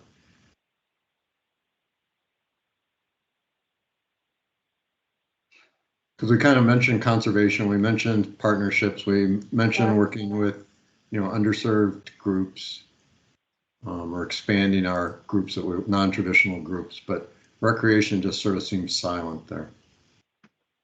Yeah, that's an interesting point, Mark. I might go back and look at my notes on that. I'm trying to go back to my memory banks to remember what we talked about in all of those interviews. And think about what we might put there, because I agree it's probably not good to be completely silent on it in this period. And we did talk about it. A lot of the input we got was, what kind of recreation is within the scope of the OCRF, right? Because it's not just any recreation, it's recreation for a particular purpose. So maybe that's the kind of item we might be able to put in here, but it definitely wasn't completely absent. It might not have just come up as much as other things. So let me think about how to add something in there. Yeah, great. I'm gonna make a side note here. Actually, I don't, maybe, it looks like it's just a typo. It says a wide range of conversation projects in what you're showing rather than conservation. I was looking for conservation in there. I couldn't find it. And then I just. Where are you? Strategic plan interview about 6 lines down. A wide range of content. Yeah. So, I mean, I found it. You could just simply put conservation and recreation projects. At a minimum, that's not a bad idea. Yeah. And yeah, thanks for catching that. I'm sure there are other typos and things in here that we're gonna have to clean up. But that's a good way to at least not be completely silent here. All right. So with that, we sort of move into, okay, we heard things from our external outreach, and based on our meetings, this is a very quick summary. The advisory committee arrived at consensus on 4 strategic priorities. So some of the wording has been modified there slightly, but I think still meets the sentiment of all the conversations we've had. So broader awareness and successes of the importance of the OCRF to Oregon's wildlife and people. And then the third one had some modifications as well to promote OCRF successes in service of the program's long-term sustainability. We've talked a lot about how getting our story out there helps to ensure its longevity. So edits made to those 2 bullets, not to the other 2. Anybody have any concerns with those edits?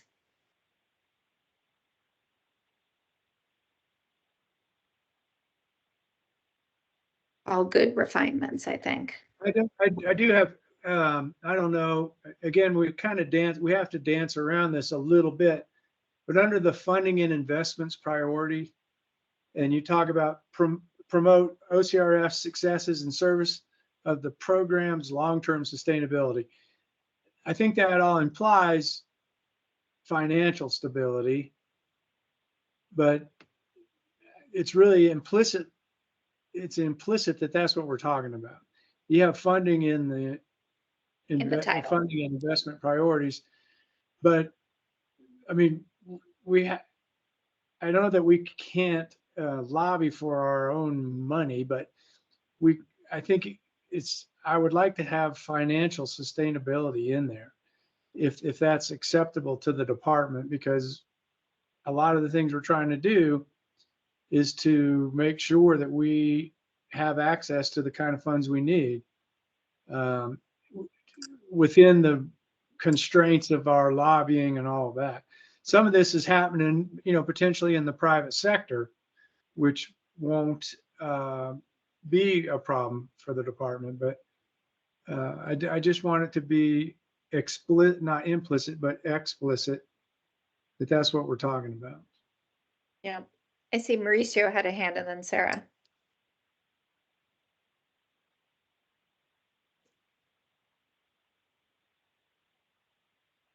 Mauricio? Wow. Microphone off. Imagine this. 3 years after this whole thing started, still missing it out. To me, that bullet point, Carl, speaks a little bit about how much more attention we need to put into monitoring and feedback and evaluation. Because I think how we determine how well those dollars that we've sent out, how much they're doing, is going to be the best business card when we do ask and invite folks to make to once again highlight the success of our program. And so I see that this is a simultaneous effort, meaning that the better story that we can tell about how well we've done is going to determine the appeal in when we make whatever kind of pitch we want to make to have sustainable funding.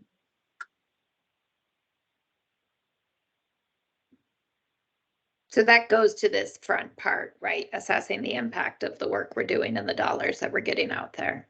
Correct. Good. Sarah? Yeah, in terms of just kind of where we put our focus, part of what you do a strategic plan is to reach, to decide as a collective where we want to put our energy and focusing in. And I think we all share this goal of financial sustainability for OCRF, but the how this committee can get there, given its role, is by really investing in, working on, and promoting those success stories. And so that's where I would like to see this committee's energy go, is into the storytelling and the showcasing of the successes, rather than getting high-centered on conversations around building financial proposals or lobbying or advocating with legislators, because A, it's not the committee's role and not appropriate for a public body to do that, but B, because we really need the content. I love the way Mauricio said, it's our best business card. It's being able to communicate our successes in the work that we do. And so I think sometimes we spend quite a bit of time talking about our financial future, and in some ways it's a little bit of a distraction for this committee's work. So I'm really trying to shift the focus over to the communications and the storytelling, because that is how you build, the case, the business case. And maybe So with that, when we get to, go ahead, Carl. we could leave that implicit as opposed to explicit and not put financial in there. It Yeah, just and says I think when we look down at the actions too in some of the edits, I think that will become more clear what we're doing. But yeah, then Sarah, think about whether adding the word financial sustainability, because we're doing it for a purpose, right? It's some sort of longevity for the OCRF, but it's still saying that the actions we're taking are around assessing the impact and promoting OCRF successes are the primary things we should focus on in that item.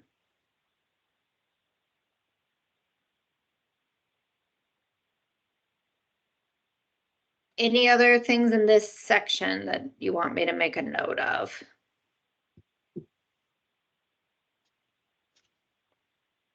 All right. So we will go down to the first section. I'm skipping over parts that don't have edits. So we're in the first priority area here, which is all around building the broader awareness and understanding of what we've been doing. There's the rationale on why this is important for us to be sharing success stories. And you can see edits that have been made, some of them recently, just to really highlight the plans that have been discussed to work collaboratively with the Oregon Wildlife Foundation to develop that communication strategy that will really become, I think, the linchpin for all of the great messaging that you guys want to get out. And then we've added on sort of an agree on and execute short-term actions that we could take while that communication strategy is in development, because that takes time to put together a strategy. So that opens the window for the committee and the department to find some short-term things that might be valuable to do. It doesn't predefine what they are, but it says that we will look for those opportunities versus waiting for the strategy to be ready. And then down below, this was a thing that came up later, but Sarah brought it back up, and I think it's better here, which is that participate in events and tours that showcase and celebrate OCRF-funded projects.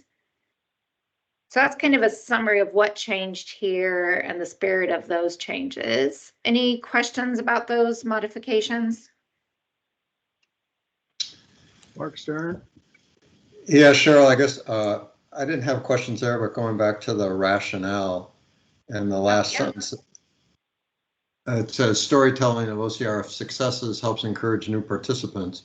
And I think the storytelling of the successes is also important to just say, you know, we'd want to give it to a broad base of stakeholders, because it's not just about building new applicants. It's about letting everybody know our story. So what I had in there is storytelling of OCR successes to a broad base of stakeholders to help encourage, and go on from there. I mean, there are a lot of ways to say that probably, but that's what I had jotted down.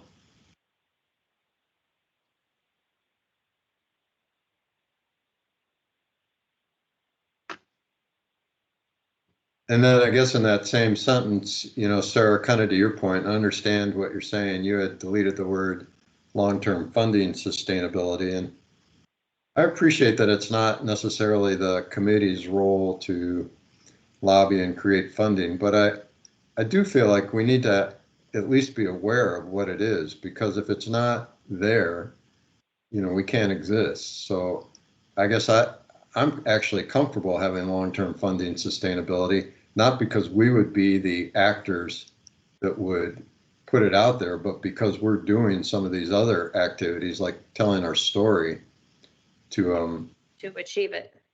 To achieve it.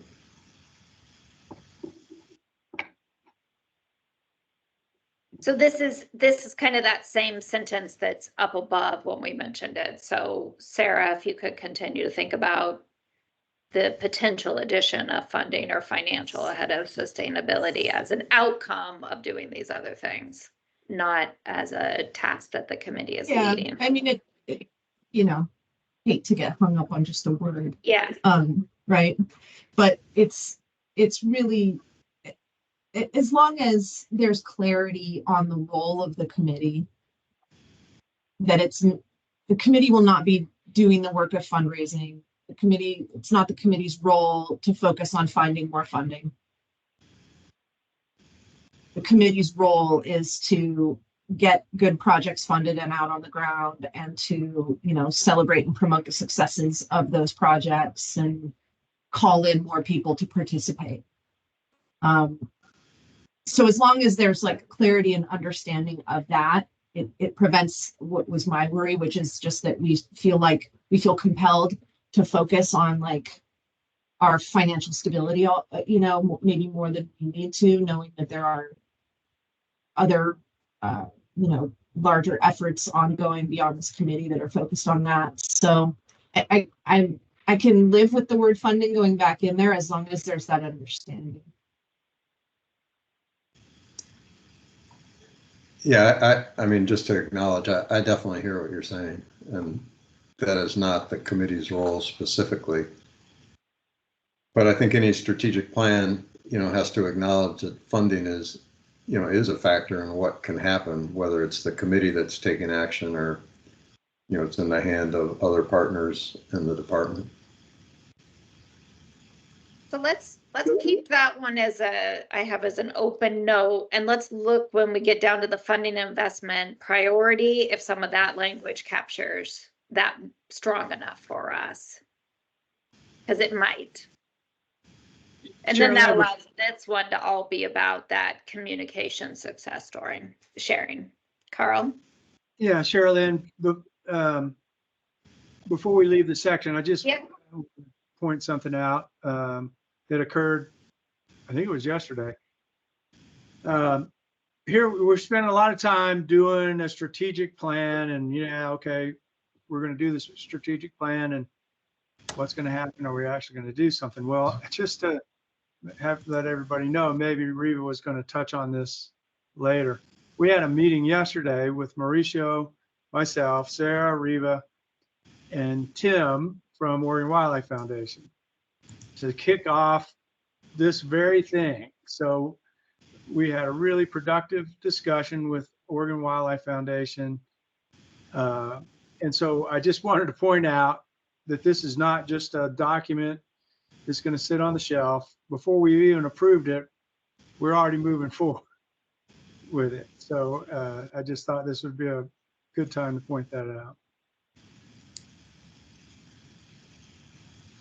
Yeah, thanks, Carl. And that definitely influenced some of the more recent changes. So you'll see some other comments in here as well about that. Other comments on this focus area?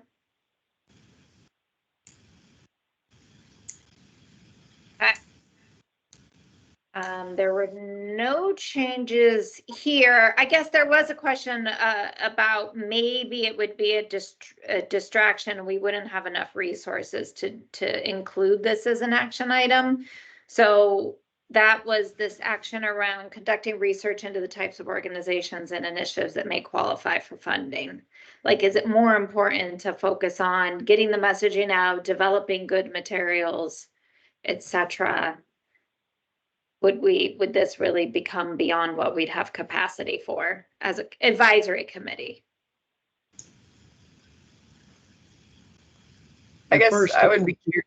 Oh, go ahead. Yeah, first take, I would think that's going to come without us.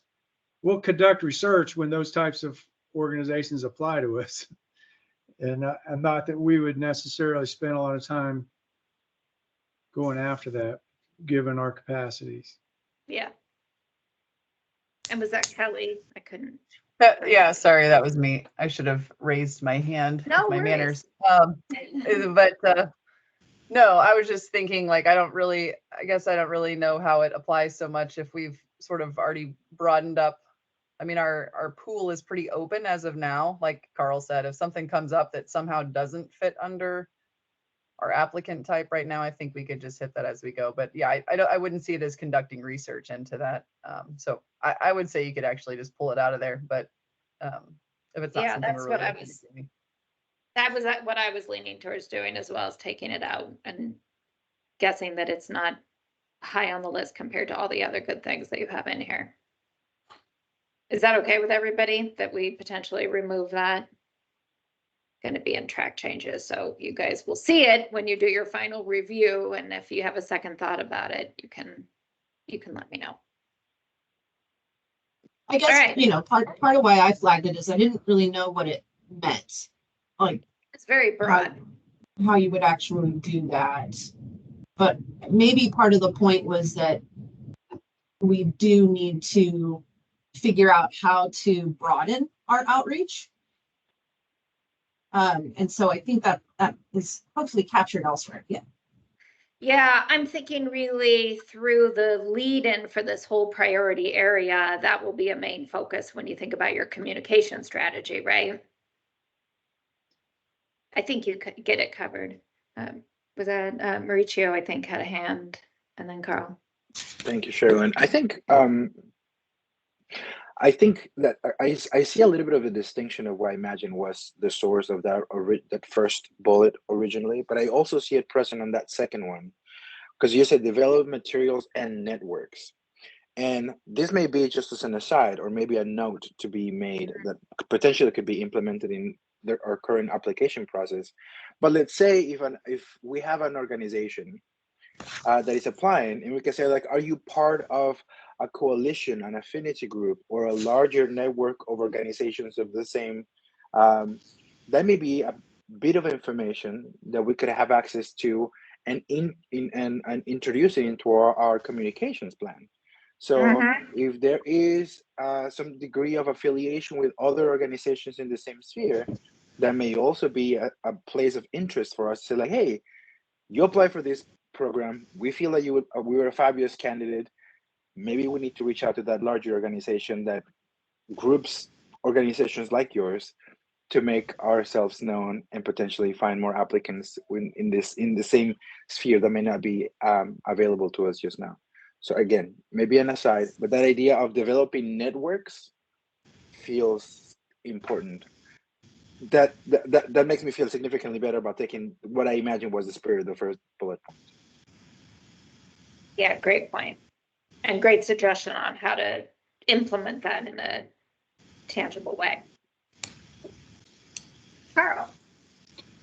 Yeah, I think I was just the same point. I think what we're talking about is it's in all the other stuff that we're saying. We don't have to say it again. We have that pretty well embedded in this. Good. Alrighty, so moving on down to strategic partnerships, and this is an area based on those meetings, Carl, that are, so fresh, less than a day or two old.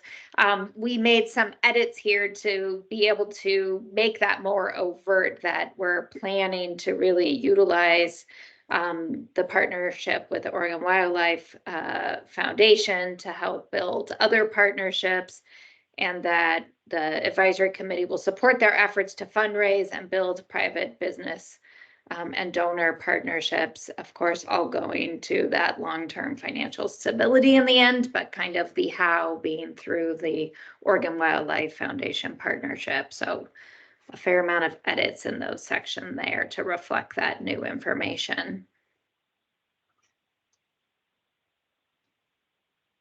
So does that look good for the area of strategic partnerships?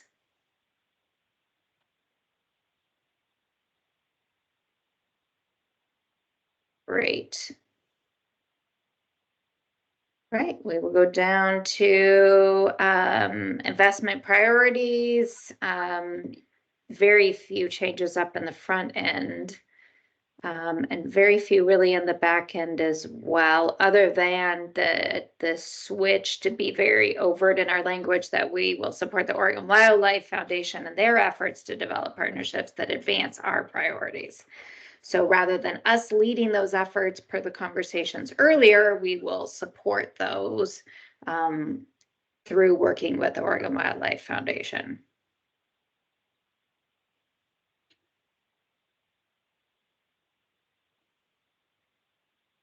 Sound good?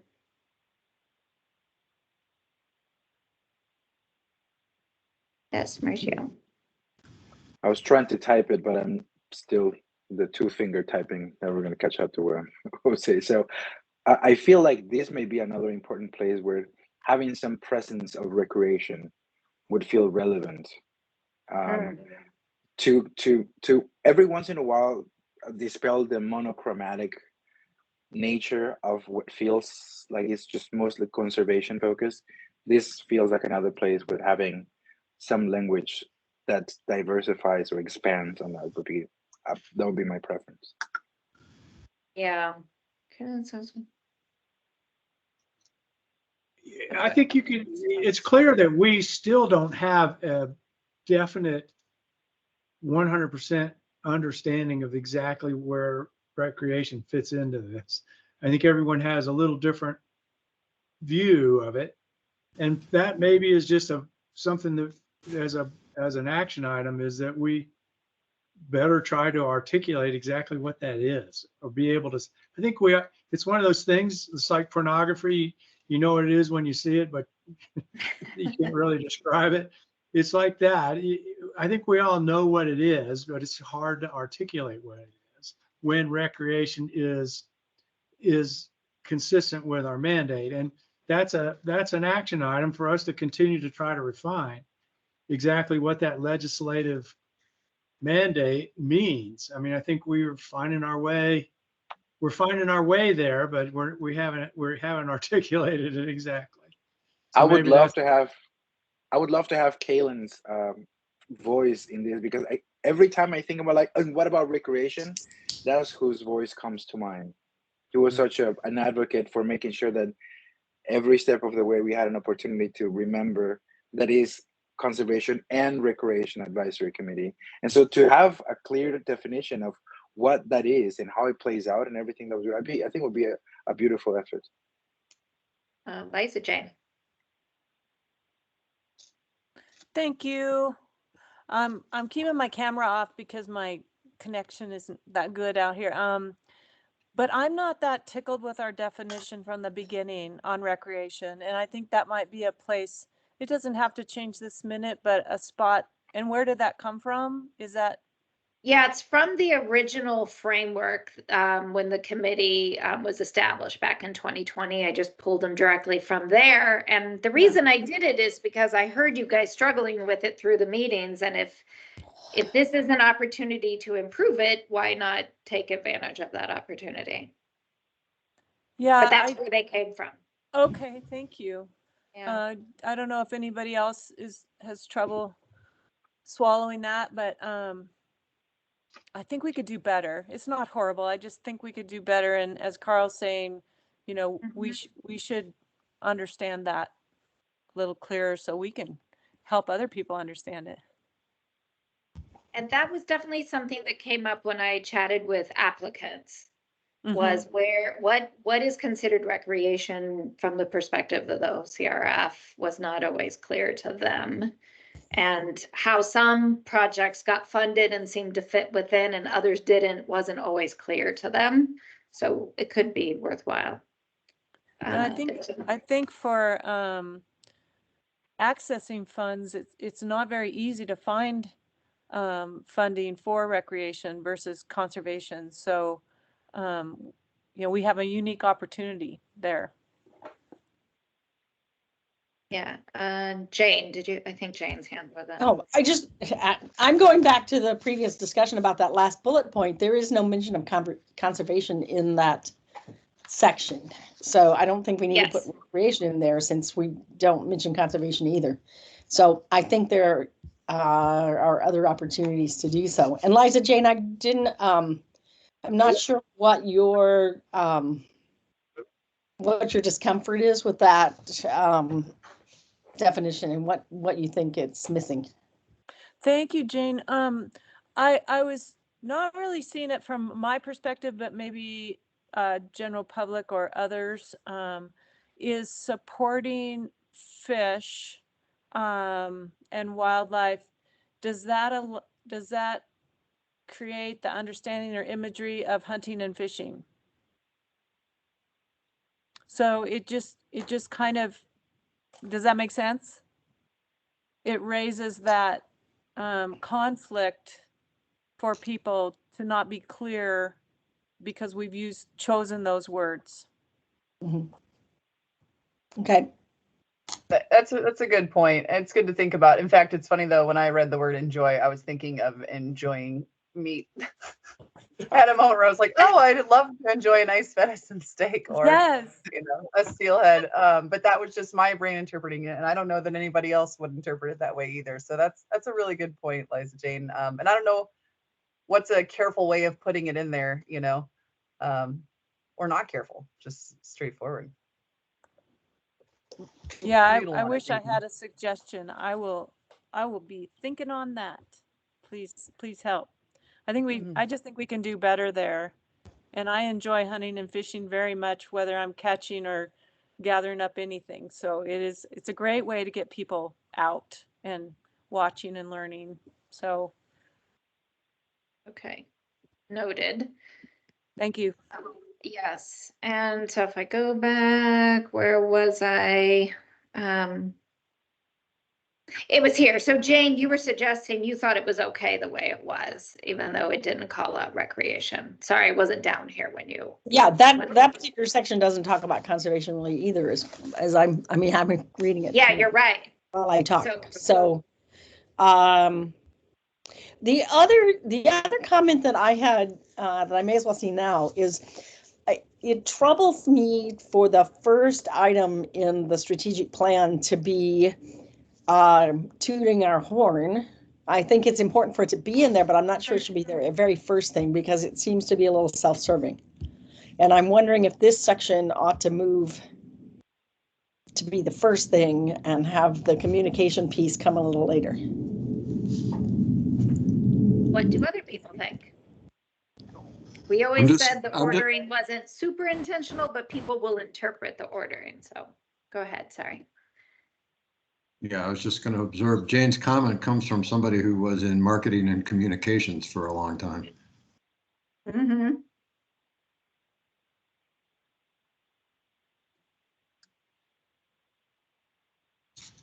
Other thoughts on the ordering?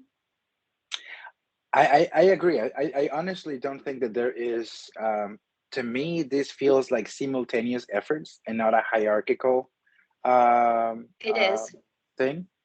And so I think whether it exists, it would seem like logically serving the mandate and then talking about it would make sense to have it second rather than first. But I see these two things happening at the same time, contiguously. Yeah, and they all are pretty much, we're not waiting to achieve one to do the next. When you get to the timelines, they all kind of start right away in 2024. So they weren't purposely prioritized in a do this first and then do number 2, 3, and 4. And the truth is, probably no one but us will ever read this. So maybe it doesn't even matter, but I would just put something that's more program related first and have the communication piece be just a little bit further down the queue. Good. I came back up to where we summarized the 4 areas. Carl. I support that. I agree. So if it's tricky to think about what if we just switched 1 and 2 on this ordering? This is 2. Sorry, they're not enabled. So number 1 is broaden awareness right now. Then we talk about strategic partnerships, then funding and investment, and last is operational excellence. So if we switch the first 2, would that ordering feel better? I would even put operational excellence first. One very early draft I did had operational excellence first because I figured you have to continue to do your current stuff well and look for opportunities to improve. Anybody want to make a proposal and then we can sort of. I say go for operational, then strategic awareness, and then funding last. I'm just gonna, for the sake of, I'll fix it later. So you were saying 1, 2, 3, 4. I'll take the numbers out later. So there's Kelly's proposal. Anybody want to second that proposal? And we'll agree that this is about ordering. Yay. So Jane's proposal would be to start with the funding, because that's what we do. Then go to partnerships, then communication, then excellence, operational excellence. So I just think that we lead off with the more substantial thing, which is the funding part. But I'm okay. I see where you're coming from, Jane, and I think Yeah. maybe because the title may be a little bit dissonant from the substance of that paragraph. The way that I read it, when it starts with assess the impact, it means that work has already been on the ground and now we're looking at it back so that we can reflect it back and generate, whatever stories that we wanted to do. So from that reason, that's why I felt that it may be better not to be first. But because funding is what we do, I, ironically enough, see that on operational excellence, because we are doing the job that was given to us, and that includes allocating adequately and in optimizing our job as the recommending body for that funding. Yeah, that's a good point. All of the actions around reviewing the proposals, getting the money out is all in operational excellence down below.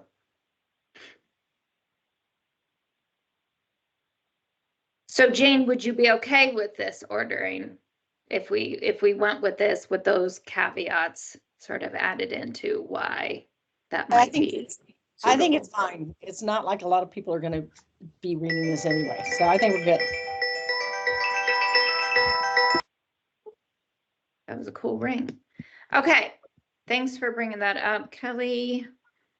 Where did we leave off? So we were down here. I don't think anybody had anything else here. We were just talking about the recreation. Jane mentioned we don't really call out conservation either. That got to the ordering. But other than that, Actually, if I might, I do think conservation is mentioned multiple times in this section, the Oregon Conservation Strategy and its priorities. True, through the strategy. So name that itself. is like comparing what we're funding and what we're doing relative to the conservation priorities from the strategy. And I think the conversation that we had about, like, can we do better with a definition of recreation, and what do we mean by recreation, and what sort of like ethos or values do we want to encourage when it comes to recreation, are all things that we've talked about before without much resolution, and are probably worthy of some focus in the coming 4 years, or however long this plan is for. I think it's 4 years, right?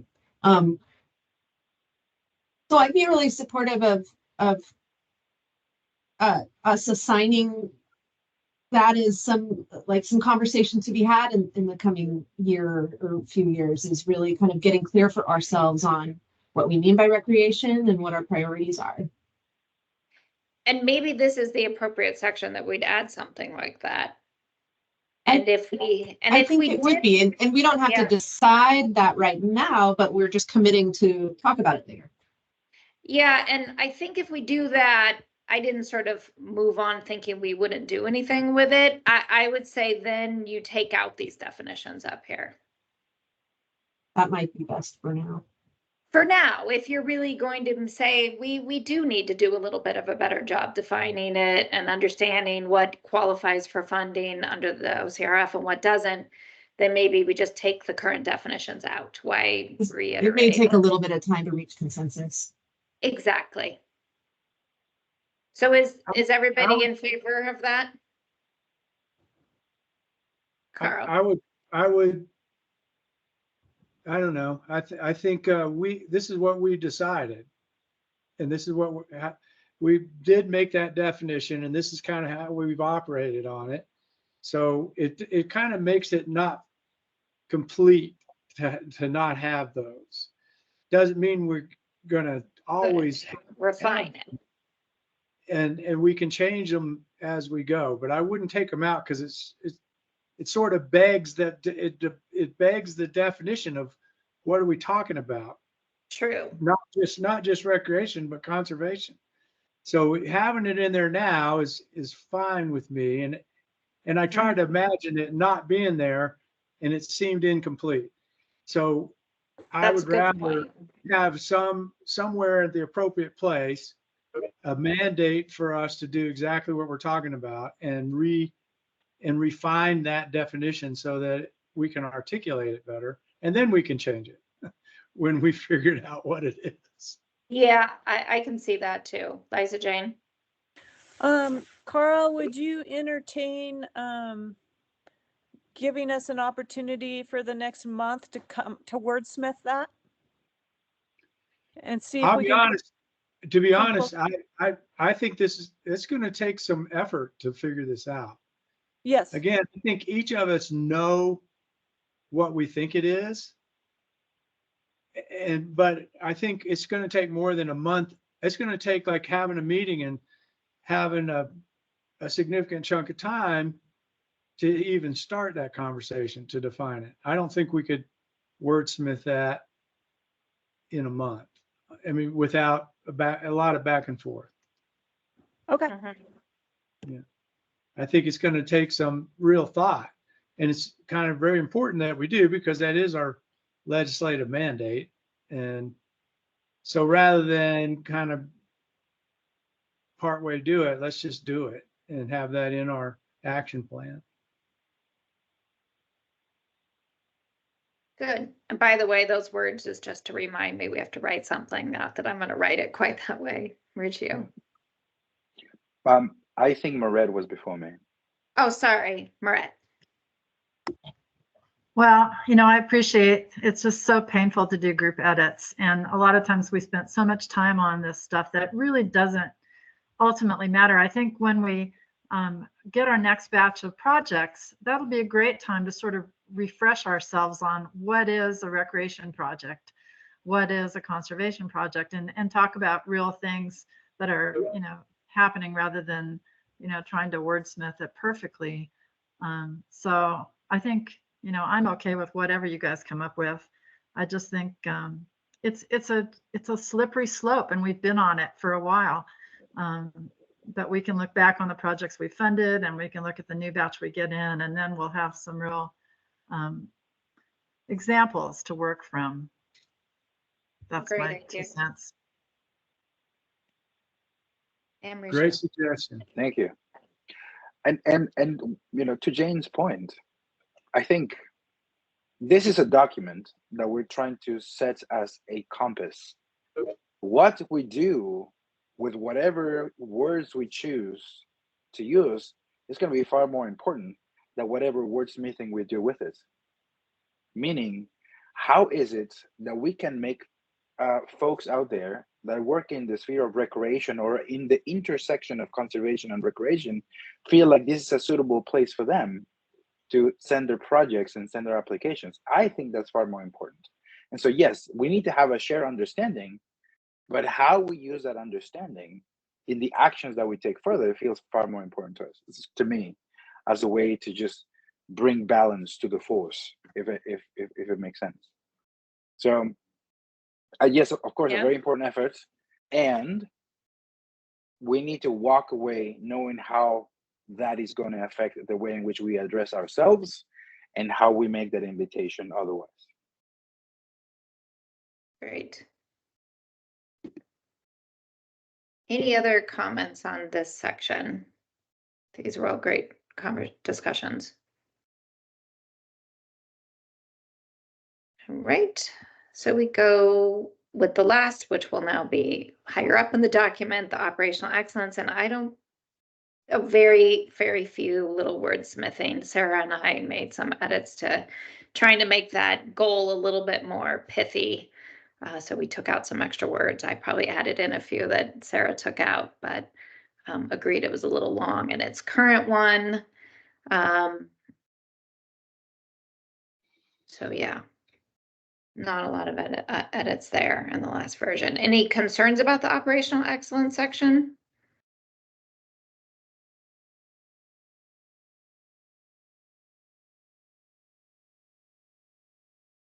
Well, just an observation that, I think in the rationale is right. It says selecting those projects with the greatest potential benefit. Mm-hmm. And then I went down in the actions, and part of me wanted to see us say, well, we're going to select the projects with the greatest potential benefit. But I guess that's the outcome of assessing them. It's just, I was trying to think of a more proactive, positive stance of saying that, our action will be to find the best projects that are out there rather than just we're going to assess them. Maybe since it's in rationale, it's okay. But that's what that second bullet, assess me, struck me initially. Like, this is our first thing. We want to go forward saying we're picking the best possible projects for conservation and recreation, we can. I think with some word changes to one or more of those bullets, Mark, I might be able to make that point a little better. Yeah, that'd be great. Okay. Anything else on operational excellence? All right. So this is the section I said I'm going to go back and update it now because based on some of the changes up above and the actions that we made in the last couple of days, I didn't go back and update this section yet. So all of that stuff regarding collaborating with the Oregon Wildlife Foundation, et cetera, needs to be a little bit more over in here. So unless somebody saw something in this section during their review, I would suggest you look at it after I update it, if that's okay with all of you.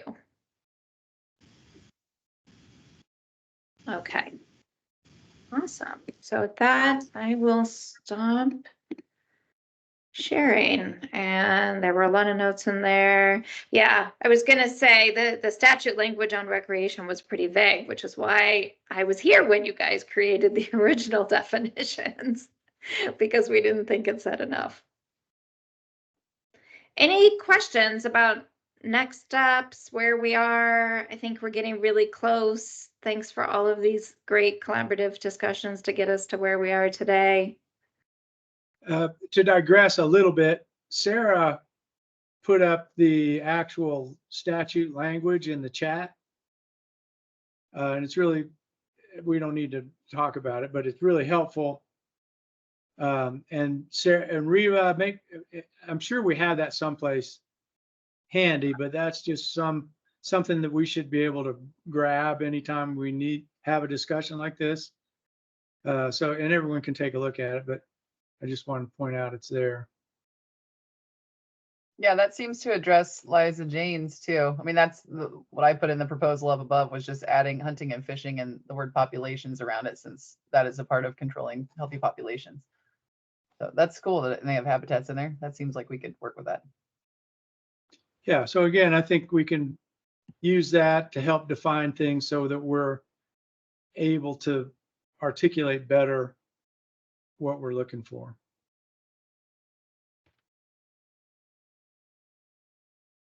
All right. With all of that, I know you said it could take a while to refine that definition. Do you still feel that way, Carl? That we'd rather take the time to get it right and not try to do it for the plan? Yeah, I think just checking. I think that it's adequate for our purposes now, but we all know it's not adequate enough. And so I think that's, again, an action item for us to define. And it may be we just for simplicity, we adopt the legislative language, but I think there's a lot more nuances that we could add to it. Okay, great. Just wanted to check. All right. Well, there weren't a lot of changes here, so we're gonna move forward. I will I'll probably update the back end of the plan and send it to you this week, just so you can see the back end, all those timelines aligned to the front end. But then after that, I'm guessing I'll probably be handing it off to ODFW for the formatting, and we might find typos and grammar problems and that kind of stuff. But that you'll get that before the next meeting. But I'll send one more interim version that just has the timelines updated to the actions up above, just in case somebody sees something in there that they have trouble with. All right, well, that's all I have for you all today. Well, Sherilyn, I mean, I don't think anyone else could have done what you've done for us, in that you have such a deep understanding of the committee, having been here from the beginning, and that comes through. It's clear that you have a very deep understanding of what we're all about, and so I really appreciate the effort you've put into this. I'm very happy with it, and again, I feel like it's going to be a document that we actually do something with, and that's really important. And you helped us Very get important. there. So I'm very happy with the process, painful as Great. it is. No, it was fun, Carl. It wasn't Oh, painful. yeah, boy. All right. Well, it's been great working with you guys again. You're always one of my favorite groups. And like I said, you were my COVID buddy. So I have fond memories of spending lots of time when nobody could do anything else, but I still got to see you guys every month. So good to be able to work with you again. And I'll try to get those edits out probably by next Monday-ish. And then from there, I'll pass it over to the department to do their prettying up and getting it into its final form. All right. Have a good rest of your week. Thank you very much, Thanks, Shirley. Sherilyn. Bye. Well, once again, Riva did it. It's 3:16 and she has us scheduled to be at 3:15. Pretty good. I guess it's time for public comment. I thought Riva had a couple of items right after Yeah, Sherilyn. I think we're going to do that at meeting wrap up and next steps. So we have Yeah, public, do we want to do public Let's comment just do now and then public I could comment now because- finish up with a few items? yeah, because we're supposed to do that as close to when we have scheduled it as possible. So we're right on schedule. Hey.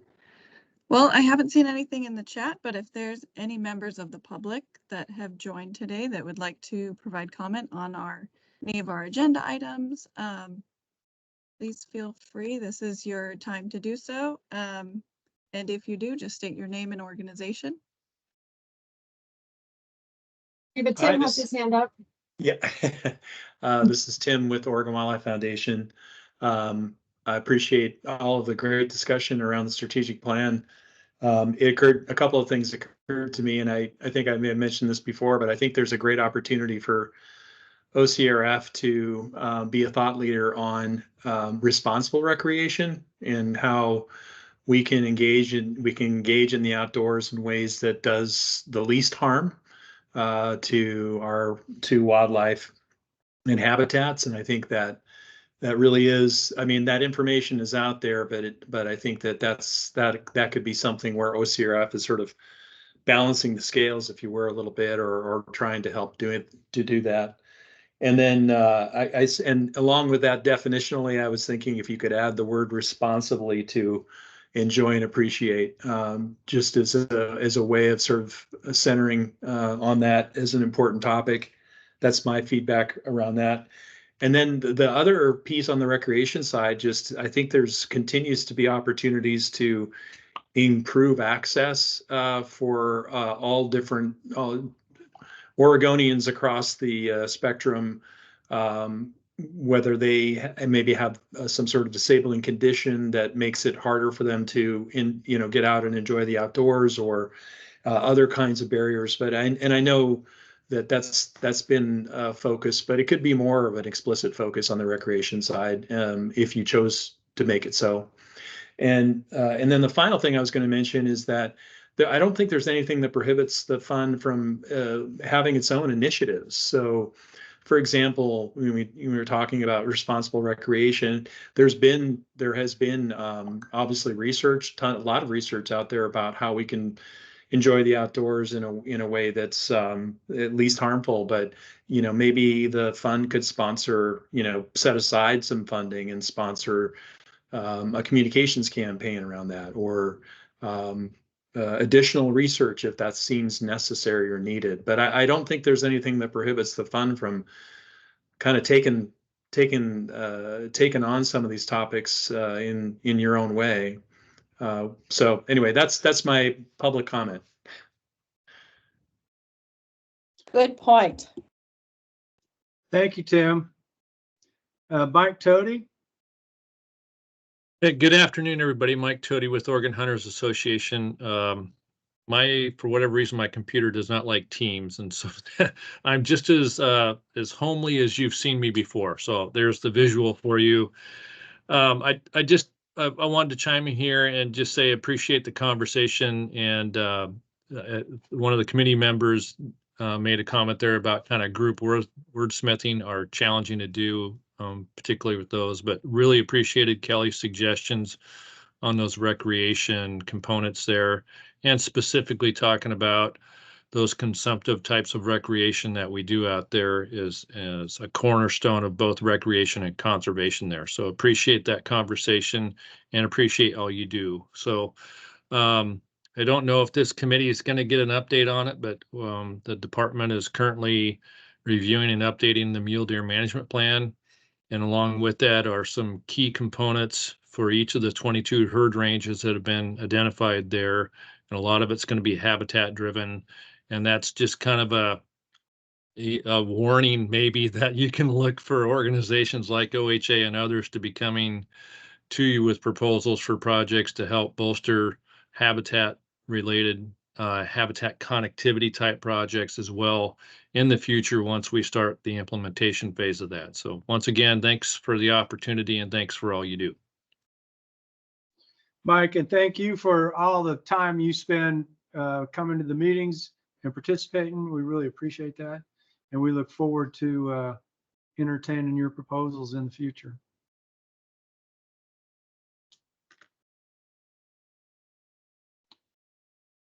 Is there anybody else? I would just reply to Tim a little bit. As soon as you said that about having symposiums about responsible outdoor recreation, I thought, well, then that's after the Oregon Wildlife Foundation, the OCRF, goes to the big recreational companies and raise a bunch of money to do that very thing. So that's how we'll all make that happen.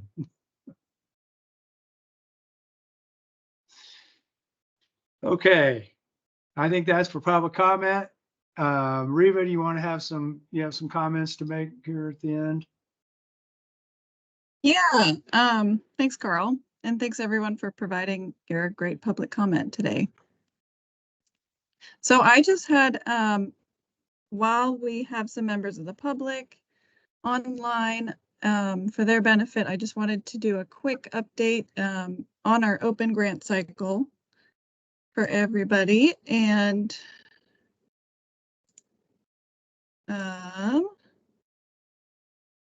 okay, can everybody see that? Yes. Yep. Great. So before I go into that, just update on some of the recent presentations that I've done for the program, some community engagement. So I have presented to the Engage with the Oregon Trails Coalition and presented about our open grant cycle and the OCRF program in general to their funding opportunities webinar a few weeks back. Also to the Beaver Action Plan partnership meeting, gave an update on the OCRF and our open grant cycle. And then also to the Oregon Conservation Open House last week. So there's just a few of our recent community engagements. And speaking of that, I wanted to take this opportunity just for the benefit of those online and for anyone watching this recording later, that we do have an open call for proposals. It's going to be open until March 26th for anyone interested to apply. And it's open through a new grant software portal that we kind of talked about a little bit in the beginning of the meeting. We're looking to fund outdoor equity projects, about 200,000 towards those. And of course, ones that align with our OCRF program priorities, and granting towards projects that address impacts of drought, climate change, aquatic habitat resilience in Oregon. And that's a larger portion of our request for proposals. So about 800,000 towards those. And as a heads up, we do have a cap on our indirect rates at 20% of the requested project budget. And also, please read carefully the project insurance guidelines that are on there as well. And if you can, build those into your project budgets as much as possible. And then here's the QR code up here for anyone interested to apply through our website. And again, QR code there again, but project timelines, we're looking for about 1 to 3 years. We're looking to grant about $1 million in this current cycle. And our project funding levels are usually capped at 50,000, but our current cycle is actually, we've raised the drought maximum to 140,000 for drought projects.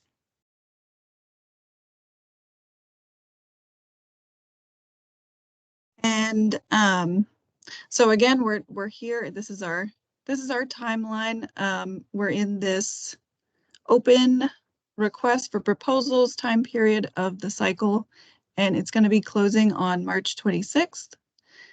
And then just to keep this on the radar for our advisory committee members, that we're going to have your review period will be April 25th through May 23rd, and getting those done by May 23rd is important for me to be able to compile all of our rankings, reviews, and scores, and then get that ready for our advisory committee recommendations meeting in June, on June 4th.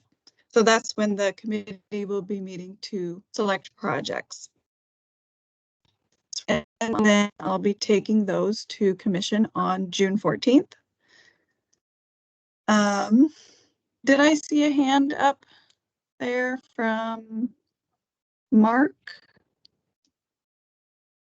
Stern? Yeah.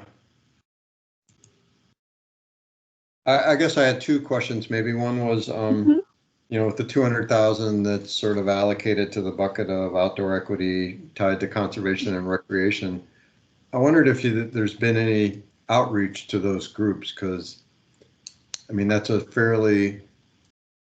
more specific and a narrower swimming lane in terms of eligible projects when it's presented that way. And I guess I just want to make sure that any of the potential applicants or groups that are thinking about that are aware that there's a specific bucket of opportunity here, so to speak. Good question, Mark. I think that the presentations that I've done, and I'm not sure all the members that were in attendance of those groups with the Oregon Trails Coalition, but I think more outreach could be done to target specifically outdoor equity groups. And that's definitely something that could be done to actually target specific groups for outreach. Yeah, I guess, you know, there'd be about 3 weeks to do it, or not even that, if you want to give people time to actually write a application. But it's something that struck me anyway, just sort of hearing it presented. Liza Jane? Thank you. That just rang a bell for me with Travel Oregon. Might be a good just resource there to put that word out. They're really focusing on guides and guiding and getting guides to get out into nature. So they might be a good source to push it out further. Thanks, Liza Jane. Mm-hmm.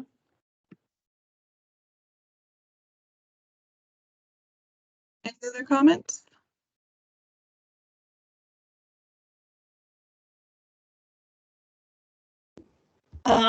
The problem is if we push it out, we may not be able to get the money to people on the timeline that we suggested. So I think that's important too.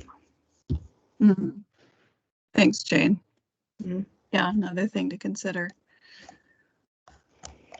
Yeah, I don't think we're pushing out the dates. We're just going to push out the information. Yeah. The request for proposals announcement. Yeah, and again, if any of you wanted to reach out to any of your networks, I'm happy to send out the announcement if you wanted to push it out to anybody that you had thoughts of, or send them my way if you have thoughts on that. Actually, so I will say, to comment on what Mark was saying, I've gotten a few phone calls from applicants. And that 200,000, while we mention outdoor equity, it also includes every priority. And what the feedback I've gotten is, man, there's not enough money for these broad projects that aren't specifically drought related. So I think we're going to get an awful lot of projects that fit that and not have, will still fit that $200,000, because otherwise they have to tie it directly to drought. But it's basically asking for every priority the OCRF has without drought specific. So I can tell you the population of applicants views that as a problem because it's such a relative small number.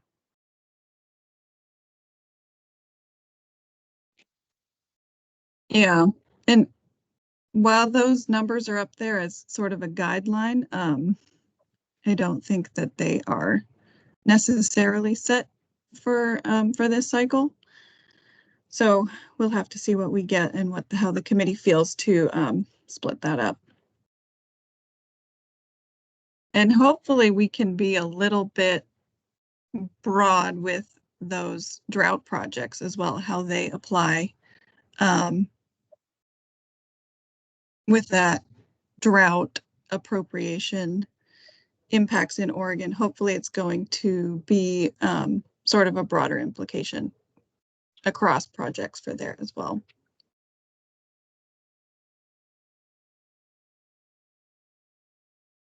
Okay, so back to our timeline here. Any questions about this review period, April 25th to May 23rd? No one's going out of the country for a month. Hopefully. Just 10 days. That's fine. Honduras, Hawaii. Belize. Nice. And then again, our committee meeting in June 4th. That's when the committee will be selecting projects from this round.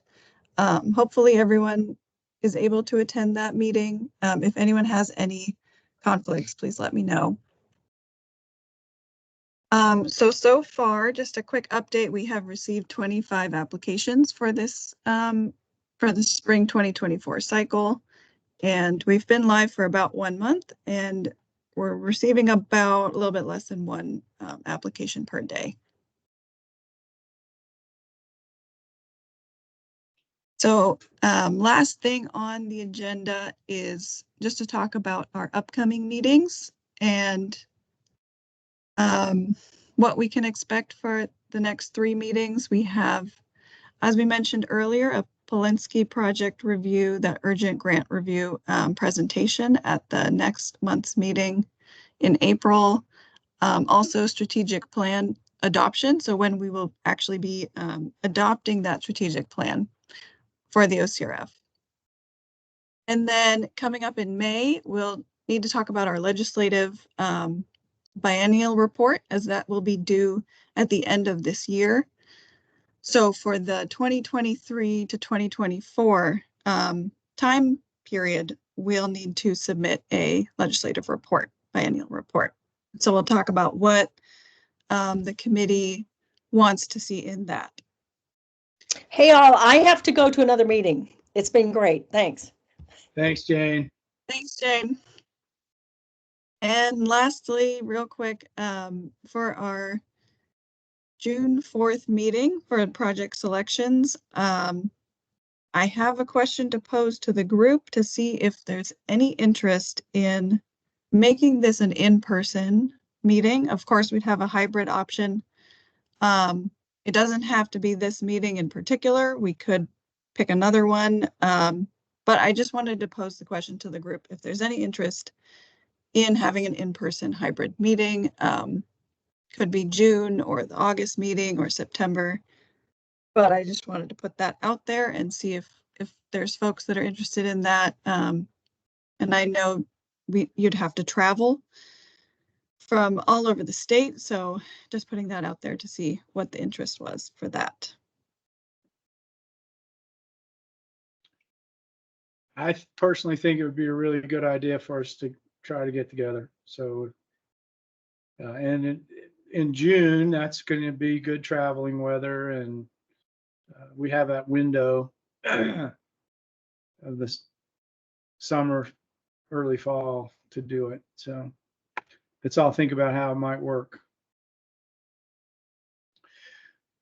Is that all you have, Reva? Yeah, that's all I have for today.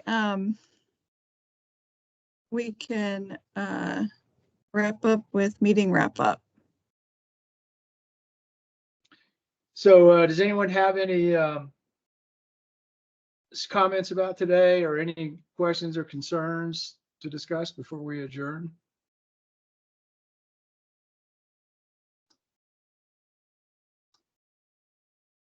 Well, I don't see any.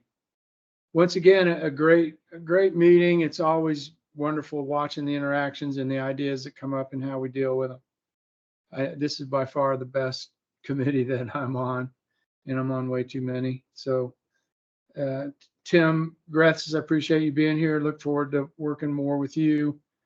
Oh, and we should, at some point, we do need to give an update on sort of the next meeting on the template that we discussed at the meeting with Tim and Sarah. And this isn't the time necessarily, but we did come up with a template to move forward. And we can talk about that at the next meeting. But again, we're moving forward with our strategic plan as we speak. So quite happy with that. So I think that's it. If there's nothing else, then I can call the meeting adjourned and appreciate everybody's input. And go swimming for us all, Mark Labhart. Thanks, everyone. Great meeting. Thanks. Bye. See you guys later. Bye-bye. Thanks, everybody. Have a great rest of your day.